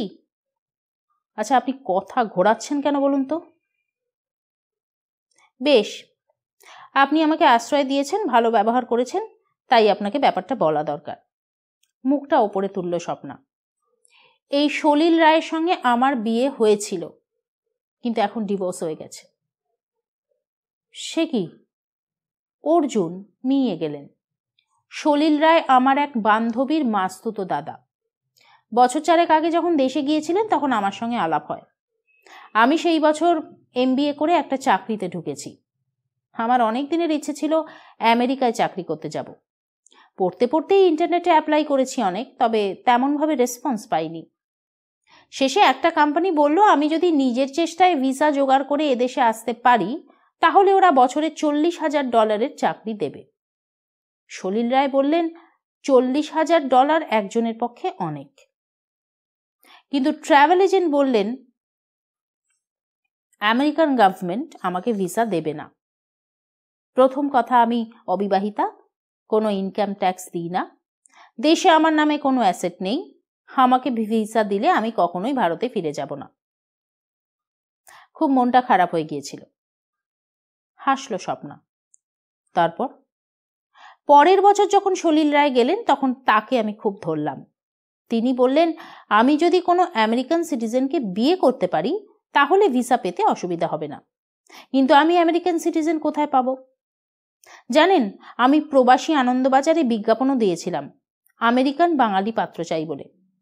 গোটা 3 মেল এলো আমার কম্পিউটারে, কিন্তু 3 জনই প্রস্তাব দিল তারা বিয়ের আগে আমার সঙ্গে দিন কয়েক থাকতে চায়, থেকে দেখবে যে আমার সঙ্গে সম্পর্কটা টিকবে কিনা। ন্যাচারালি আমি রাজি হইনি। গত বছর যখন সলিল রায় আবার দেশে গেলেন তখন তাকে সমস্যার কথাটা বললাম। উনি স্পষ্ট বললেন, এখন নাকি যাচাই না করে কেউ বিয়ে করে না, অথবা বিয়ের জন্য টাকা চায়, পেপার ম্যারেজ। কন্ডিশন থাকবে বিয়ের 6 মাসের মধ্যেই ডিভোর্স হয়ে যাবে, কিন্তু তার জন্য 2 লক্ষ টাকা দিতে হবে। আমি রাজি হলাম। রাজি হয়ে গেলেন? হ্যাঁ, জমানো টাকা কিছু ছিল, বাকিটা জোগাড় করলাম। বিয়ের নোটিশ দেওয়া হলো। 3 মাস পরে আবার ফিরে গিয়ে সলিল বাবু আমাকে বিয়ে করলেন। সেই দিনই মিউচুয়াল ডিভোর্সের অ্যাপ্লিকেশনে সই সাবুদও করা হলো। ব্যাপারটা গোপনে রাখার চুক্তি হয়েছিল। সলিল বাবু কিন্তু আমার সঙ্গে আলাদা কোনো সময় কাটাননি, কারণ উনি নাকি একটি কোরিয়ান মেয়ের সঙ্গে স্টেডি স্টে টুগেদার করেন। ফিরে গিয়ে উনি আমাকে কাগজপত্র পাঠিয়ে দিলেন। সেগুলো জমা দিয়ে বিয়ে সার্টিফিকেট সমেত আবেদন করলাম ভিসার জন্য। 1 বছরের মধ্যে ভিসা পেয়ে গেলাম। এখানে এসে আবেদন করলে ওটার মেয়াদ বাড়বে। ইতিমধ্যে 3 মাস হয়ে গিয়েছে। ডিভোর্সের কেস উঠল কোর্টে। মিউচুয়াল আবেদন বলে মাস 2 মধ্যে ডিভোর্সও হয়ে গেল। বাবা আমার বিয়ের জন্য যে টাকা রেখেছিলেন তাই দিয়ে সমস্ত ধার শোধ করে টিকিট কিনে চলে আসার আগে সলিল বাবুকে ফোন করেছিলাম। উনি বলেছিলেন চুক্তি অনুযায়ী যা করার উনি করেছেন। যেহেতু আমি ওর মাসতুতো বোনের বান্ধবী, তাই এদেশে আসার পর কিছুদিন যাতে নিশ্চিন্তে থাকতে পারি সেই ব্যবস্থাটা উনি করার চেষ্টা করবেন, কিন্তু আমি যেন কাউকে ওর স্ত্রী বলে পরিচয় না দিই। কিন্তু এয়ারপোর্টে ওকে না দেখে আমি সেই ভুলটাই করে ফেললাম। মাথা নাড়ল স্বপ্না। কি করে ভুল হলো? অর্জুন অবাক হয়ে জিজ্ঞেস করলেন। অচেনা অজানা এয়ারপোর্টের বাইরে এসে দাঁড়িয়ে আছি সুটকেস নিয়ে। প্রতি মুহূর্তেই মনে হচ্ছিল সলিল রায় এখনই এসে পড়বেন। নিজের বাড়িতে নিশ্চয়ই নয়, কিন্তু অন্তত কয়েকদিনের জন্য আমার থাকার ব্যবস্থা নিশ্চয়ই করেই আসছেন। লোকটি কাগজে কলমে আমার স্বামী ছিল, কয়েক মাসের জন্য হলেও তো ছিল। সেই সময় আমি ওর স্ত্রী হিসাবে ভিসার আবেদন করেছিলাম, পেয়েও গেছি। হ্যাঁ, 2 লাখ টাকা দিতে হয়েছে আমাকে, কিন্তু সেটা তো জোর করে বা ঠকিয়ে নেয়নি। এদেশে আসার মূল্য হিসেবেই ওকে দিয়েছি ওটা। কিন্তু সেই সঙ্গে হয়তো মনে হয়েছিল সলিল রায় ওর কথাটা রাখবেন। অথচ ঘন্টা 3 চলে গেলেও যখন উনি এলেন না, তখন কিরকম নার্ভাস হয়ে গেলাম, বুঝলেন? এই সময় একজন ইউনিফর্ম পরা লোক আমাকে জিজ্ঞেস করলো আমি কোনো সমস্যায় পড়েছি কিনা। তাকে বললাম আমাকে রিসিভ করতে যার আসার কথা সে এখনো আসেনি। লোকটা পরিচয় জিজ্ঞেস করলো, আর আমি বলে দিলাম উনি আমার স্বামী। আসলে মনে হয়েছিল স্বামী বললে লোকটা খুশি হয়ে চলে যাবে, কিন্তু তার বদলে লোকটা আমাকে এয়ারপোর্টের সিকিউরিটি অফিসে নিয়ে গিয়ে জনের কাছে ব্যাপারটা জানালো। আমি বাধ্য হলাম স্বামী স্ত্রীর গল্পটাকে চালিয়ে যেতে। জন আমাকে বলল সলিল রায়কে ফোন করতে। ভয়ে ভয়ে ফোন করতেই শুনতে পেলাম, this number is not existing. বিশ্বাস করুন, শুনে বুকটা জড়িয়ে গেল। অথচ ওই নম্বরেই কিন্তু আমি দেশ থেকে ফোন করেছি সলিল রায়কে। নিশ্চয়ই আমার গলা শুনতে চায় না বলে মোবাইলে কিছু একটা করেছে। জন কয়েকবার চেষ্টা করেছিল, আর তারপরের ঘটনা আপনার জানা। অর্জুন উঠলেন, হল ঘরটা হেঁটে পেরিয়ে গিয়ে 3য় পেগ গ্লাসে ঢাললেন। স্বপ্না, আপনি এদেশে এসেছেন বেআইনিভাবে। সলিল রায়ের স্ত্রী হিসাবে ভিসা পেয়েছিলেন, কিন্তু এ দেশে আসার আগেই কিন্তু আপনাদের ডিভোর্স হয়ে গিয়েছিল। মার্কিন সরকার জানতে পারলে আপনার বিরুদ্ধে কিন্তু জালিয়াতির অভিযোগ আনতে পারে। আমি আগে জানলে আপনাকে এই বাড়িতে নিয়ে আসতাম না। কেন? একজন জালিয়াতকে সাহায্য করার অভিযোগটা আমার বিরুদ্ধে উঠবে। অর্জুন গ্লাসে চুমুক দিলেন। এখন কি করবেন? আমি কিছুদিন এখানে থেকে কাজ খুঁজে নিলে আপনার কি খুব অসুবিধা হবে? অবশ্যই। ও, তা আপনাদের সেবা প্রতিষ্ঠানে জায়গা পেতে পারি না? সম্ভবত নয়, কারণ ওখানে নির্যাতিতা অথবা প্রতারিতা মেয়েদের আশ্রয় দেওয়া হয়। অর্জুন গম্ভীর গলায় বললেন। আপনি রিকোয়েস্ট করলেও হবে না? আমি রিকোয়েস্ট করব কেন? আর আপনার জন্যে বলবো কেন? আপনাকে তো আমি চিনি না। তাছাড়া আপনি আইন বিরুদ্ধ কাজ করে এদেশে এসেছেন। হো, আচ্ছা তাহলে একটা উপকার করুন। হেঁটে এসে সোফায় বসলো স্বপ্না। পুলিশকে ফোন করে ব্যাপারটা জানিয়ে দিন। ওরা নিশ্চয়ই আমাকে ধরে নিয়ে যাবে। ফলে থাকারও জন্যে মাথার উপর একটা ছাদও পাওয়া যাবে, আর খেতেও নিশ্চয়ই দেবে। আপনি তো দেখছি বদ্ধ উন্মাদ। তাই? তা বেশ, তো আমাকে একটা চাকরির ব্যবস্থা করে দিন না, যে কোনো চাকরি, যাতে 2-3 মাস অন্তত নিজের খরচটা চালাতে পারি। আশা করি ওই সময়ের মধ্যে আমি আমার যোগ্যতা অনুযায়ী কাজ পেয়ে যাব। আপনি অড জব করতেই পারেন, কিন্তু ভালো চাকরি পাবেন না, কারণ আপনি এদেশে ট্যুরিস্ট ভিসা নিয়ে এসেছেন। অর্জুনের কথা শেষ হওয়া মাত্রই টেলিফোন বাজল। এগিয়ে গিয়ে বিরক্ত হয়ে রিসিভার তুললেন অর্জুন। হ্যালো। এত রাত্রে বিরক্ত করার জন্য দুঃখিত, আমি অহনা আমিন বলছি। ও বলুন। একটা বিশেষ অনুরোধ করছি, কাল সকালে যেখানে অ্যাক্সিডেন্ট হয়েছিল সেখানকার থানায় গিয়ে একটা ডায়েরি করবেন প্লিজ। আমি আপনার গাড়িকে পেছন থেকে ধাক্কা দিয়েছি, ফলে গাড়ির ক্ষতি হয়েছে। হঠাৎ? না, মানে যা সত্যি তা বলাই ভালো। লিটনের পরামর্শে এমনিতেই দেরি হয়ে গেছে। এর ফলে আমরা দুজনেই ইন্স্যুরেন্স থেকে সারানোর খরচটা পাবো। হ্যাঁ পাবেন, কিন্তু অসংযত ড্রাইভিংয়ের জন্য আপনি শাস্তি পেতে পারেন। পারি, তবে সেটা আপনি কি ধরনের অভিযোগ করছেন তার উপর নির্ভর করছে। আমার গাড়ির নাম্বার আপনার মনে আছে? বলুন। অহনা নাম্বার বললে লিখে নিলেন অর্জুন। তারপর বললেন, আমি চাই না আপনার শাস্তি হোক, দেখি কিভাবে রদ দেখার সঙ্গে কলাটা বেচা যায়। রিসিভার নামিয়ে রাখতেই স্বপ্না বলল, আপনি চান শুধু আমারই শাস্তি হোক? হ্যাঁ, হওয়াই উচিত। ধার ধর করে একটা পেপার ম্যারেজ বানিয়ে এদেশে এসেছেন। কেন এসেছেন? কি আছে এখানে? আমেরিকায় এলে কোন স্বর্গবাস হবে আপনার? শুনলেই মাথায় আগুন জ্বলে। কোনো মেয়ে এত বড় ঝুঁকি নিচ্ছে কেন? না, তার শখ আমেরিকায় এসে থাকার। অর্জুন গজগজ করছিলেন। আপনি আছেন কেন এখানে? খুব শান্ত গলায় জিজ্ঞেস করল স্বপ্না। আমার সঙ্গে নিজেকে তুলনা করবেন না। কেন? আপনি দেশে থেকে চাকরি বাকরি করলেন না কেন? তার কৈফিয়ত আমি আপনাকে দেব না। গ্লাস শেষ করে অর্জুন বললেন, আমি শুতে চললাম। কাল সকাল 9টার মধ্যে দয়া করে আমাকে নিষ্কৃতি দিলে আমি খুশি হব।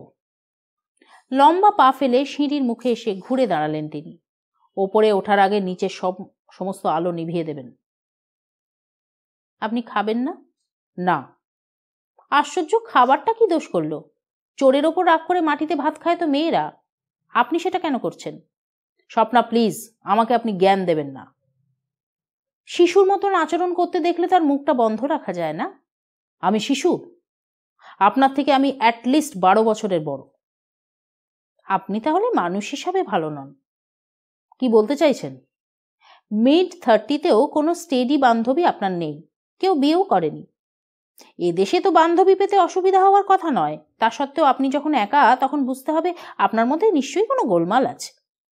ঠোঁট বেঁকালো স্বপ্না। কয়েক সেকেন্ড চুপচাপ ওর দিকে তাকিয়ে থেকে কোনো কথা না বলে অর্জুন ওপরে উঠে গেলেন। তার ঘরের দরজা বন্ধ হওয়ার শব্দ পাওয়া গেল। স্বপ্না কিছুক্ষণ চুপচাপ বসে থাকলো। তারপর কিচেনের আলো, হল ঘরের আলো এসব নিভিয়ে বসার ঘরের আলো নেভাতে গিয়ে হুইস্কির বোতলটাকে দেখতে পেল। ওটা তুলে রেখে যাননি অর্জুন। বোতলটাকে সেলারে রাখার জন্য তুলতেই মনে ইচ্ছে এলো। গ্লাসে খানিকটা ঢেলে আরাম করে সোফায় বসল সে। কাল সকালে অর্জুন চলে যেতে বলেছেন। কোথায় যাবে সে? তার এখনো মনে হচ্ছে না সে এখানে সলিল রায়ের পরিচয় নিয়ে এসে ভুল করেছে। সলিল রায়কে 2 লক্ষ টাকা দিয়ে সে আসার অধিকার কিনেছিল।